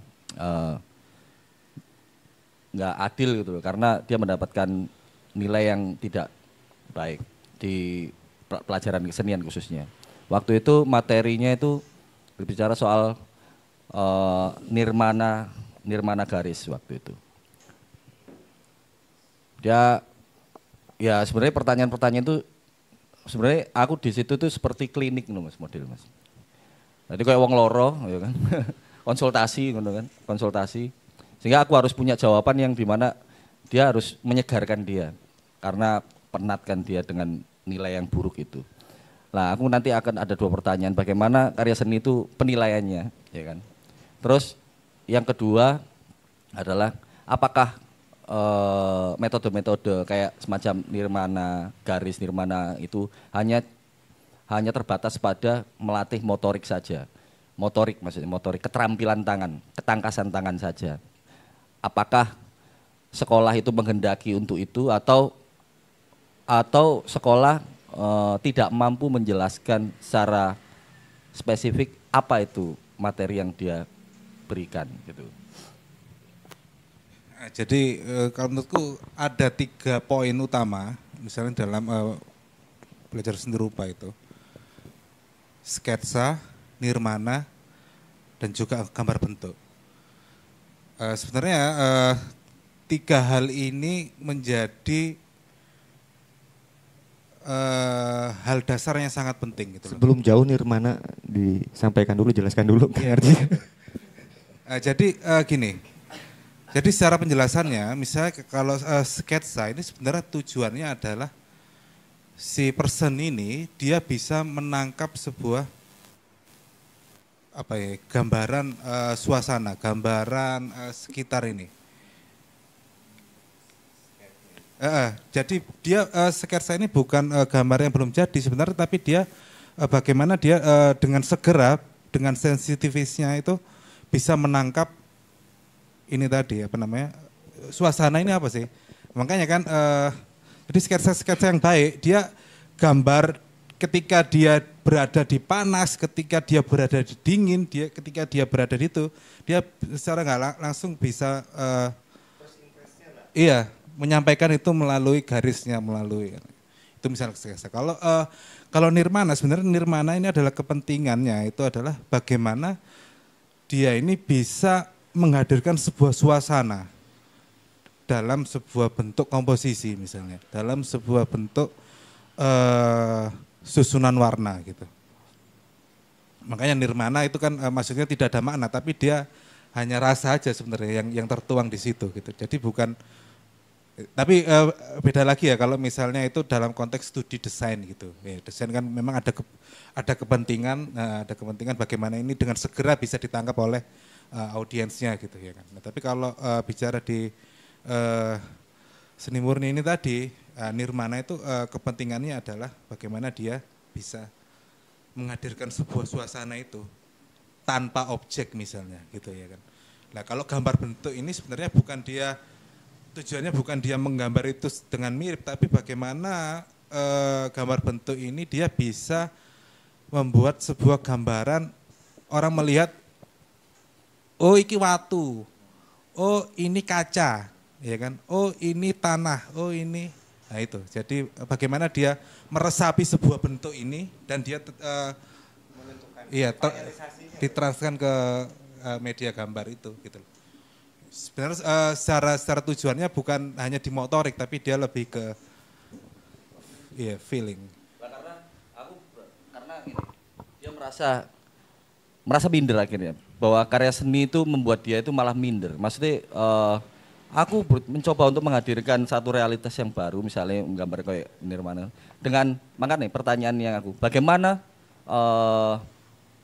penilaian atau kita geserlah istilah penilaian itu, mengapresiasi karya itu sehingga seni itu mengobati jiwanya, psikologisnya. Jadi ketika dia menggambar susah-susah terus dinilai 70, katakanlah gitu atau 80 tidak sesuai ekspektasinya, apakah bisa dirubah pola apresiasinya dari nilai ke bagaimana? Maksudnya kalau ngomong soal kesenian ya, estetika.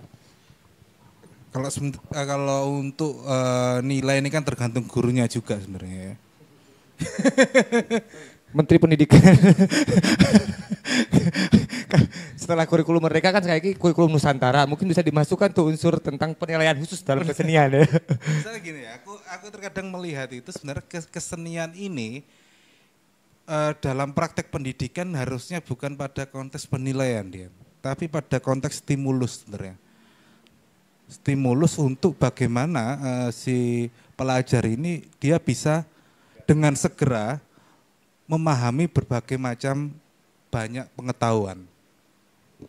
Ya kan? Misalnya seperti itu gitu loh. Nah, tapi itu utopis sekali mungkin ya. Soalnya metode pembelajaran seperti itu menurutku itu yang akan dengan segera menancap ke manusia sih gitu loh.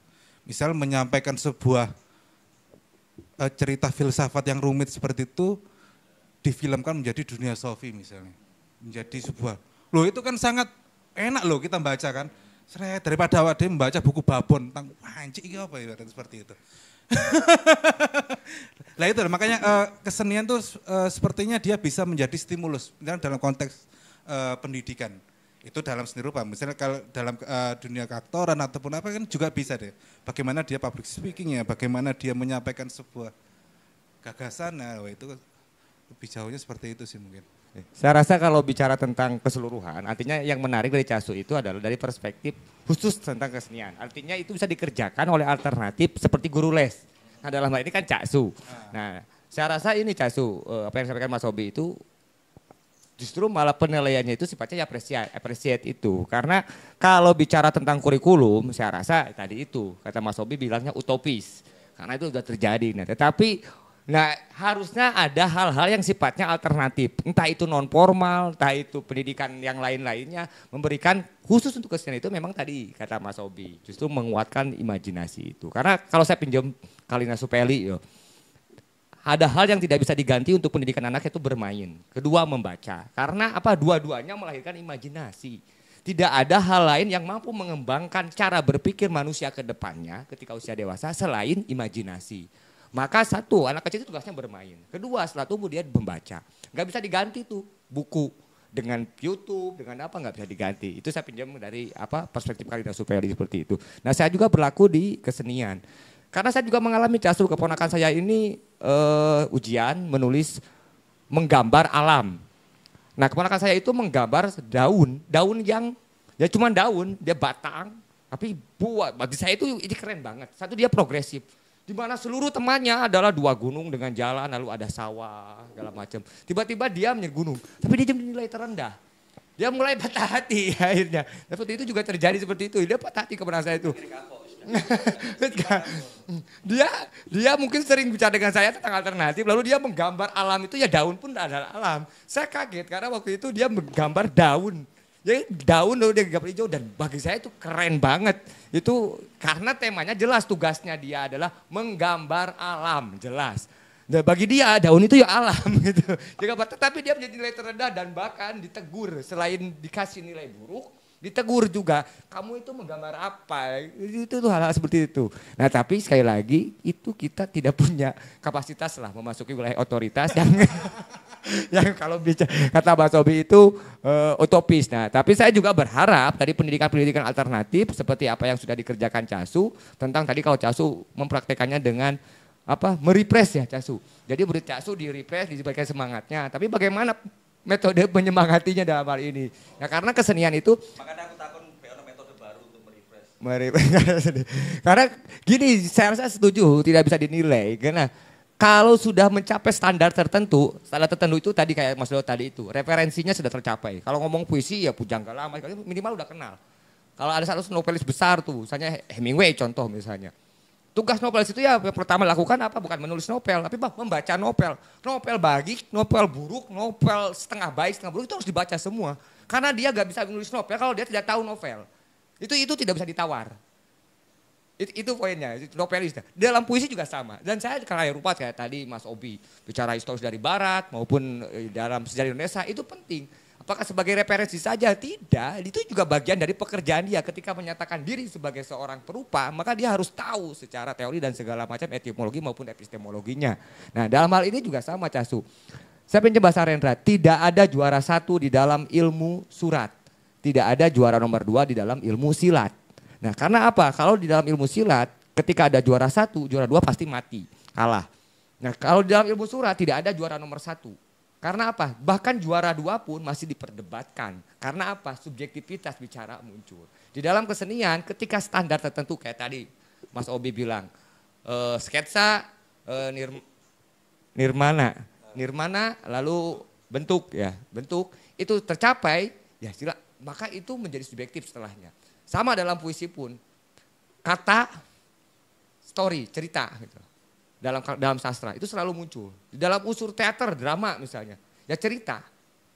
Kalau tidak ada cerita, ya selesai, tidak ada dramanya. Tapi selama ada cerita, sisanya subjektif. Unsurnya yang penting selalu ada unsur wajib yang ada di dalamnya sebagai penamaan identifikasi. Nah, tapi kalau soal penilaian, saya tidak akan pernah selesai, Casu. Tapi sekali lagi standar estetiknya, standar unsur keilmuannya tetap harus ada gitu.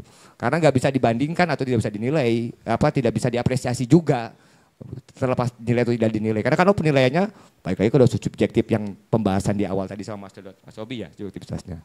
Saya itu Casu. Itu tapi mungkin yang bisa dilakukan mungkin adalah mengarahkan sebenarnya. Jadi memang si guru ini si pengajar ya itu bisa melihat potensi kemampuan siswa ini gitu loh. Oh hari ini iso mrene iki, pada seperti itu. Nah itu ya itu sebenarnya dorongan dia untuk mengarahkan itu gitu loh. Ya, tapi kan kalau guru SD itu satu guru mengajar. Nah itu kan berat makanya. Berapa 10 pelajaran, boro-boro mau ngarahan hari siji. Guru berapa itu ya kalau guru SD itu? Kadang-kadang sekarang harus dia ngajari semua pelajaran dong. Kalah profesor. Lah sekarang kita mau membebankan pada guru SD untuk mengarahkan hanya masalah seni rupa gambar doang gitu ya. Guru yang terbiasa itu. Makanya harapannya jadi dari pendidikan non formal gitu. Itu saya rasa itu. Saya kan les gitu ya. Nah, itu kita tahu jawaban terhadap guru les. Mungkin perlu hijrah mencari habitat yang sesuai kan begitu. Nah, memang ini habitatnya tidak sesuai. Jangankan di dalam dunia pendidikan ya, belajar mengajar. Di dalam prakteknya di lapangan pun saya rasa banyak perupa benturan dengan hal-hal semacam itu. Bagaimana seorang kurator tadi kan sudah dijelaskan, seorang kritikus, mereka punya referensi macam-macam dengan latar belakang yang berbeda-beda. Nah, memang sehingga kadang akan bertarung di situ kan begitu. Sehingga makanya kalau saya berpikir bahwa memang di dalam berkarya itu bukan hanya sekedar teknik berkaryanya, tetapi mental daripada pengkaryanya juga itu harus dibangun kan begitu. Nah makanya tadi kalau bicara penilaian mungkin kita kembali ke topik bahwa bagaimana apresiator, bagaimana kurator ya, seorang kurator memberikan penilaian, bagaimana seorang kritikus memberikan penilaian. Apakah ini ada, tadi sudah kita bahas, apakah ada ketentuan-ketentuan di dalam membuat penilaian terhadap itu kan gitu. Nah ini yang tapi sebelum nanti Mas Obi bahas itu ya kita di sisi apa ya, kalau saya menganggap di sisi penilaian itu ya, sehingga apresiator. Tadi saya nirmana tadi, Mas Obi menyebutkan ada istilah suasana. Apa yang dimaksud suasana di dalam nirmana itu, Mas? Maksud suasana dalam nirmana itu adalah, misalnya ini ya, tugasnya adalah coba gambarkan suasana pasar dalam konteks komposisi dan warna, ibarat seperti itu. Iya kan? Tanpa ada bentuk gitu loh. Nah, jadi sehingga orang bisa menangkap itu pasar. Sebenarnya nirmana ini sekarang nggak langsung mendorong subjektivitas personal itu tadi untuk menangkap itu tadi dalam goresan yang non objek itu tadi. Kalau dengan ekspresionis itu?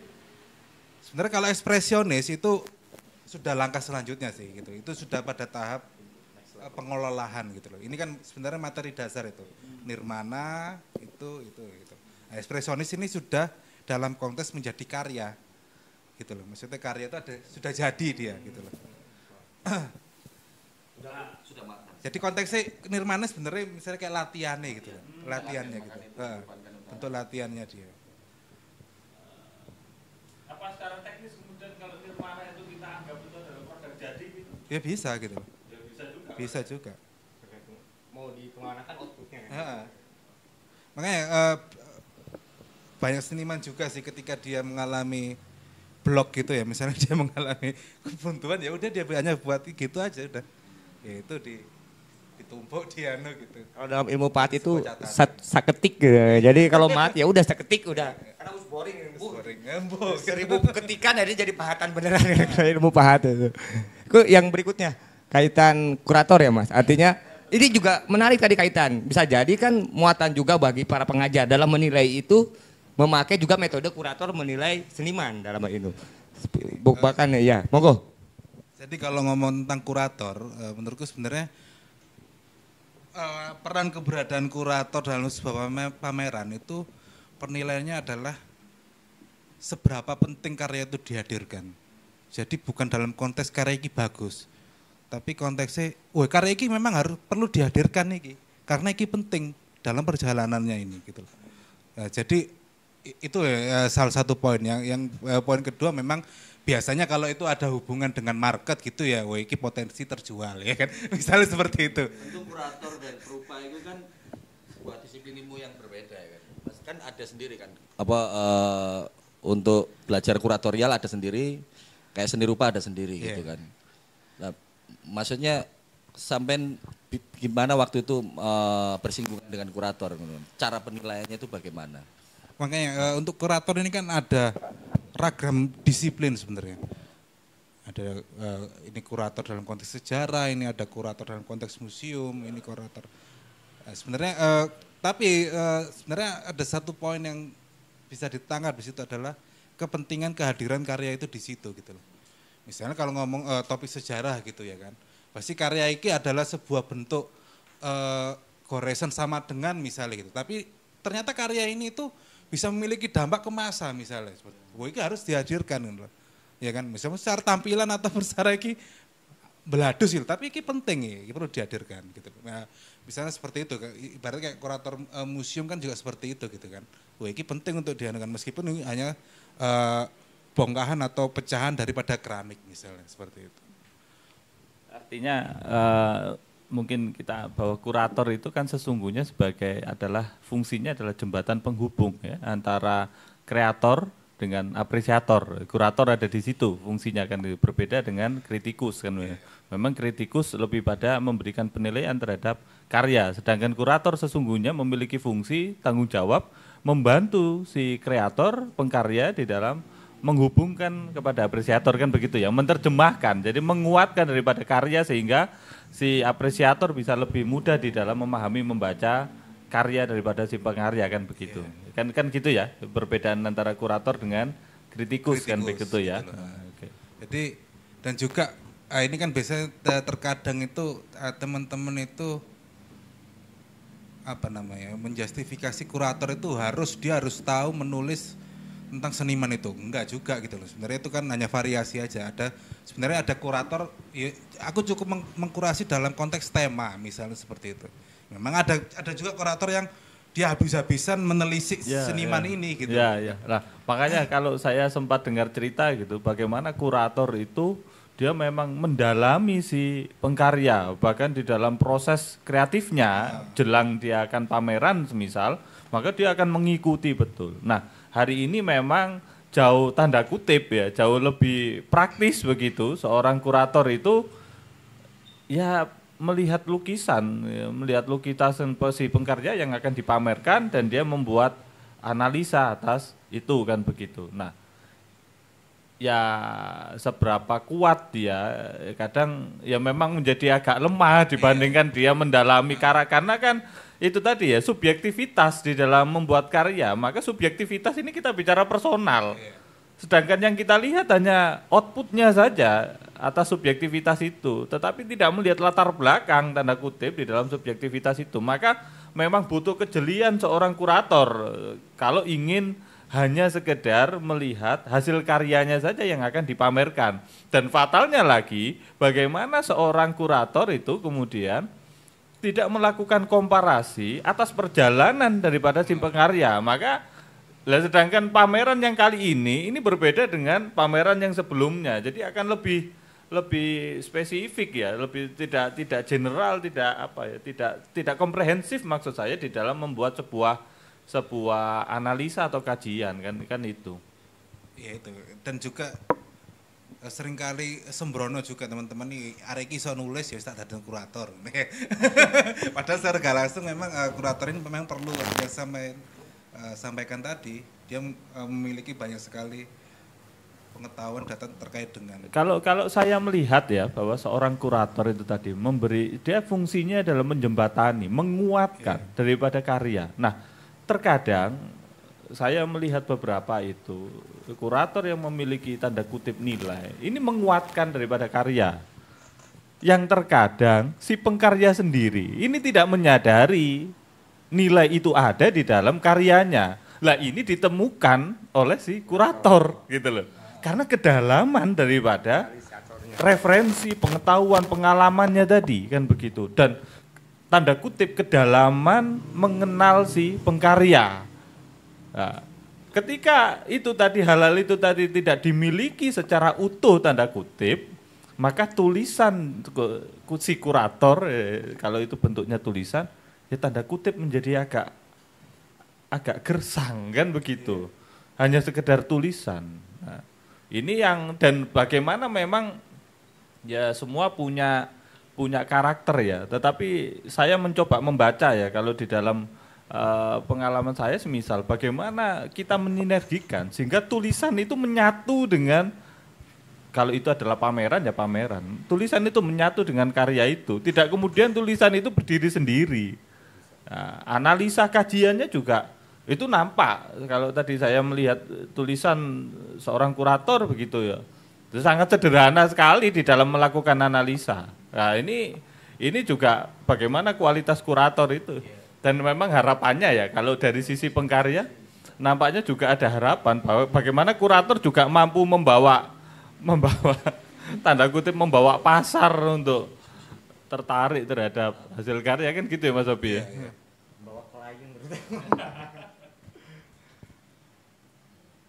pun.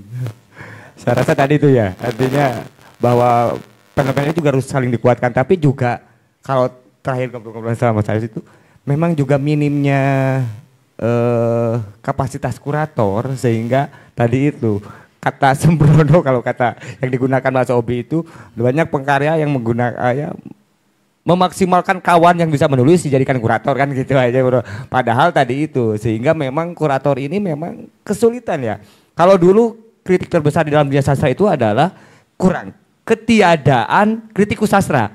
Jadi kritik dalam dunia sastra Indonesia adalah ketiadaan kritikus sastra itu. Nah, saya rasa juga dialami mungkin dari teman-teman seni rupa, sehingga selain pasar dan hal-hal lain, memang kapabilitas ya kuratornya capable ya, sulit dalam hal ini. Apalagi dengan sejauh tadi kemampuan analisis dan hal-hal lainnya. Itu mungkin ya Mas Obi. Monggo, Mas Indra.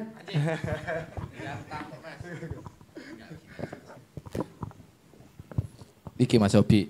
Jadi kan otak dan pikiran saya itu cekak dah Mas. Jadi apa?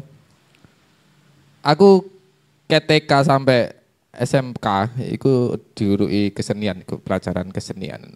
Dan sampai hari ini ada aku kumpul ambek kawan-kawan sing nak dunia kesenian iku mau. Nah, di zaman itu kan aku diurui kesenian, seni kayak gini berarti kayak sesuatu sing estetik, sing dasarnya cuman keindahan dan memiliki suatu nilai dan fungsi.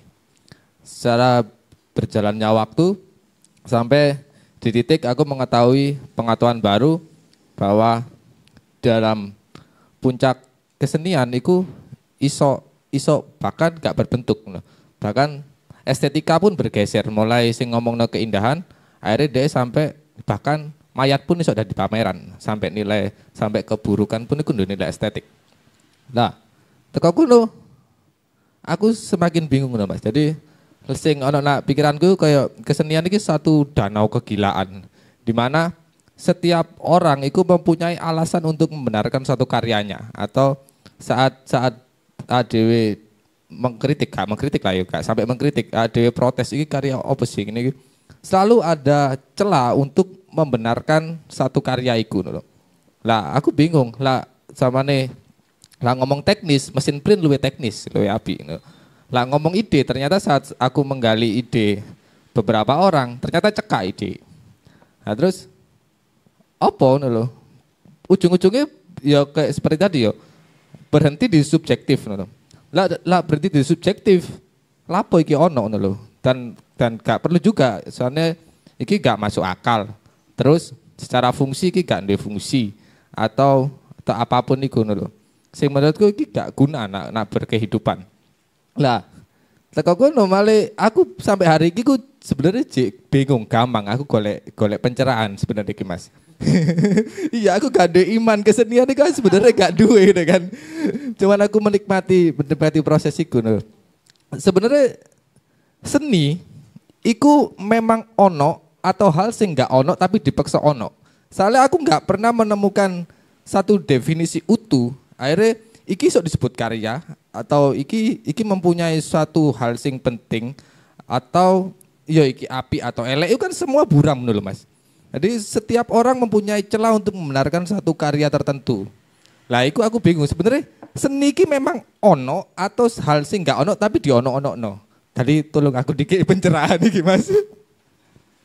Moga-moga Mas Sobi langsung.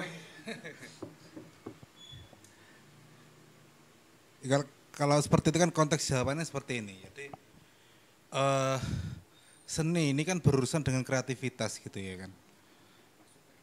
Dan juga kreativitas ini misalnya dibagi menjadi dua kepentingan. Ini bisa kepentingan individu, halo, oke, bisa kepentingan komunal gitu ya kan. Dan kepentingan ini adalah basisnya adalah mengurai kegelisahan. Gitu. Meskipun kegelisahan ini akan hadir lagi gitu loh. Tapi secara gak langsung karya seni ini kan daya dorongnya salah satunya adalah kegelisahan, keresahan gitu loh. Kalau misalnya dia sudah nggak keresah, daya kreatif itu pun juga gak akan muncul gitu ya kan. Nah, jadi keresahan itu menjadi sebuah bentuk karya seni. Ya, misalnya kalau ini keresahan individu, dia menjadi sebuah karya individu. Kalau keresahan komunal, dia menjadi sebuah kesejahteraan komunal, misalnya seperti itu. Artinya kalau dilihat seni tadi kembali pada aksioma itu tadi, aksiologi itu tadi gitu loh. Bagaimana dia pada tataran nilai. Ya kan? Misalnya kayak ini juga kayak fenomenanya Romo Mangun misalnya ya kan. Romo Mangun melihat sebuah keresahan dia terhadap Kali Code misalnya gitu ya kan. Nah, dia bagaimana keresahan ini sebenarnya kan secara singgungannya antara individu dan juga komunal gitu loh. Sehingga dia akhirnya membuat sebuah Kali Code ini menjadi sebuah kampung yang apa istilahnya ya, bisa bersinergi gitu loh. Nilai arsitekturnya ada, nilai komunalnya ada, bermasyarakatnya ada. Nah itu sebenarnya kalau kita lihat dari bentuk karya seni dalam konteks objek, ya gak ngerti loh. Tapi dia bisa menghadirkan sebuah komunikasi komunal, komunikasi masyarakat dalam hal yang lebih tidak menggelisahkan daripada sebelumnya, misalnya seperti itu. Artinya ya itu tadi sebenarnya pada poros nilai itu tadi. Mungkin tambahan Mas Sobi. Kalau dari ada 4 dalam kesenimanan, ini yang kadang semua orang seorang olah bisa mengatakan dirinya seniman dan segala macam, ataupun menyebut orang seniman dari proses karya. Kalau ada karya baru seniman. Tapi yang lupa bahwa ada 4 pondasi kesenimanan. 1 persepsi, 2 intuisi, 3 kontemplasi, 4 ekspresi. Itu dasar.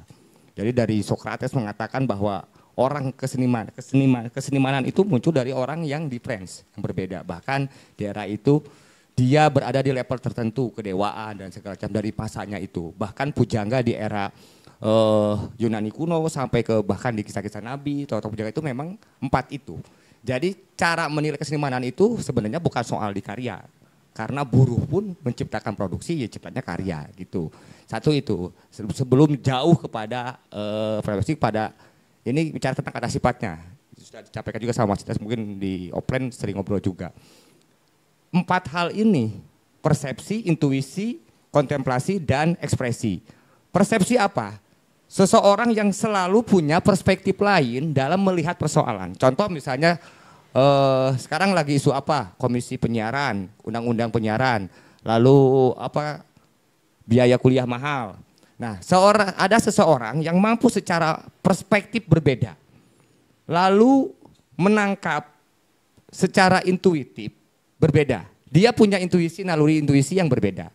Lalu dia membawanya ke dalam satu bentuk kontemplasi. Sehingga kontemplatifnya melahirkan ekspresi. Nah, ekspresi itu tidak melulu harus karya. Entah itu juga bentuk protes dan segala macam, ataupun setiap karya adalah bentuk ekspresi dari 3 hal tadi itu. Jadi keseniman itu, wah hanya karena orang itu gila, segala macam, kalau bahasa dari kegilaan tertentu kata Mas Indra, itu seniman. Ya belum tentu.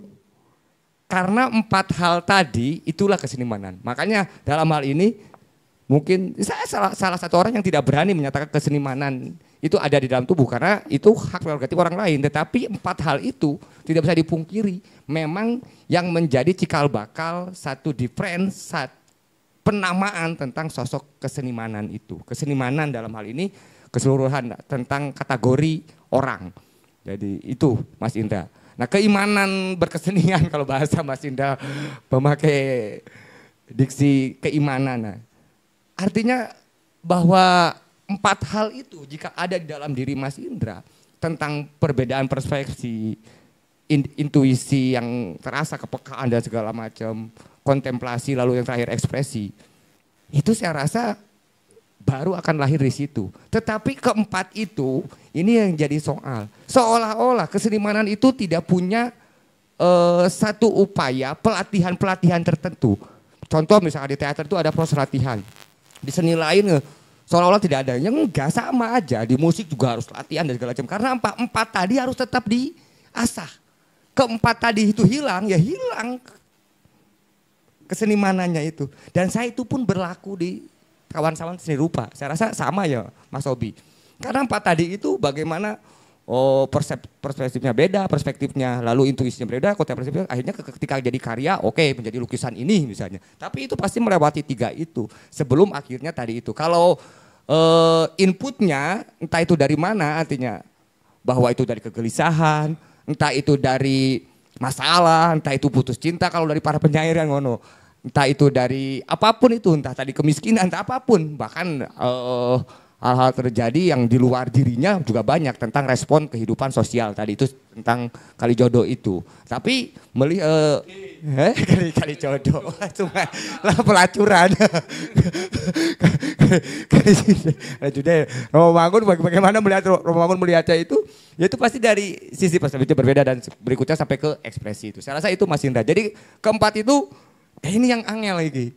Apakah orang menjaga, misalnya saya melihat Mas Kipli selalu punya perspektif berbeda. Jadi ketika bertanya dia ada tawaran berbeda. Saya nggak tahu intuisinya bagaimana, nah, tetapi kontemplasinya juga bagaimana. Tapi ketika ekspresi, nah, wah iki seniman bagiku gitu. Seniman nyel. Itu Mas Indra kalau dari saya tambahnya. Cukup. Tetap nggak, kalau yang ini belum ketemu dong keyakinannya.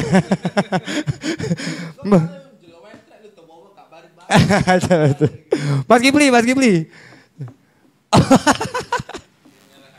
Cerak. Mas Ud ada pertanyaan? Mas Ud ada lagi? Oke cukup Mas Robi, silakan memberikan statement terakhirnya. Saya rasa cukup. Monggo Mas Robi. Sebentar. Kayak download aplikasi gitu.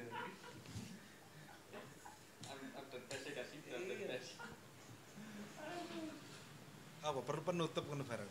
Ya mau Apa bingung ya film. Belum nanti aku sampai naik konsisten. Karena aku prolog tadi. Ya jadi secara gambarannya memang apa namanya ya, seni rupa ini memang ya dia nggak bisa lepas dari ya kehidupan gitu ya kan. Dan dia pun juga bersinggungan pada konteks nilai-nilai seni yang lain gitu loh. Makanya apa istilahnya ya, ide gitu ya kan, ide ini menjadi hal yang penting gitu loh ya. Nah, tapi juga ide ini nggak sekedar ide gitu loh, tapi memang ide ini perlu juga diisi dengan berbagai muatan, seperti halnya filsafat ataupun apa. Karena apa namanya ya, dalam relatif sebenarnya seni ini melampaui daripada filsafat gitu loh, ya kan. Ya, karena itu si seniman ini mau nggak mau dia perlu juga bisa memahami, memasuki dunia itu. Karena kalau si seniman ini pun juga tidak bisa memasuki itu, ya jadi outsider lah gitu. Lewat gitu ya. Jadi mungkin secara gambaran seperti itu sih mungkin. Tepuk tangan buat Mas Robi. Terima kasih Mas Robi sudah berbagi, sudah membuat pencerahan dari forum Reboan di Cakrawala Kata.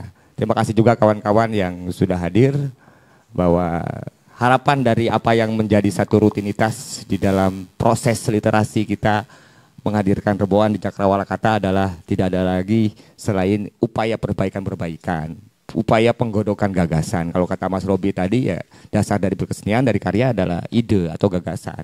Nah, kalau ide atau gagasan tidak didiskusikan, tidak diperdebatkan, dia tidak akan utuh menjadi ide. Karena ide akan menjadi ide kalau tadi dalam eksperimental gitu ya. Dalam teori eksperimental gitu, ide itu justru harus diperdebatkan dengan ide-ide tertentu sehingga dia menjadi ide utuh, keutuhan ide itu sendiri. Pun di dalam kesenian, apapun selalu harus menghadirkan senantiasa perdebatan-perdebatan, dan itulah yang dibutuhkan oleh tangkapan-tangkapan seorang yang punya intuisi kuat dan mampu menjawantahkannya menjadi sebuah karya yang nantinya punya fungsi lagi untuk melahirkan ide-ide di dalam pikiran-pikiran halayak umum, dalam tentu saja untuk perbaikan kehidupan bersama. Tentu saja semua seniman tidak punya tujuan buruk dalam hal ini, bahkan untuk dirinya sendiri selalu punya itikat ungkapan terhadap keinginan perbaikan. Nah, kebaikan-kebaikan dan perbaikan-perbaikan itulah yang mendasari seluruh ide. Nah, bagaimana diejawantahkan menjadi sebuah hal yang mampu ditangkap secara indah, secara damai, secara kuat, tenang, dan mudah bahkan oleh publik, dan mampu merasuk ke dalam sukmanya, pikirannya, tubuhnya, dan menjadi satu langkah inspirasi. Itulah yang menjadi fungsi kesenimanan itu sendiri. Terima kasih Mas Robi, terima kasih semuanya. Sampai jumpa pertemuan di Reboan berikutnya. Wassalamualaikum warahmatullahi wabarakatuh.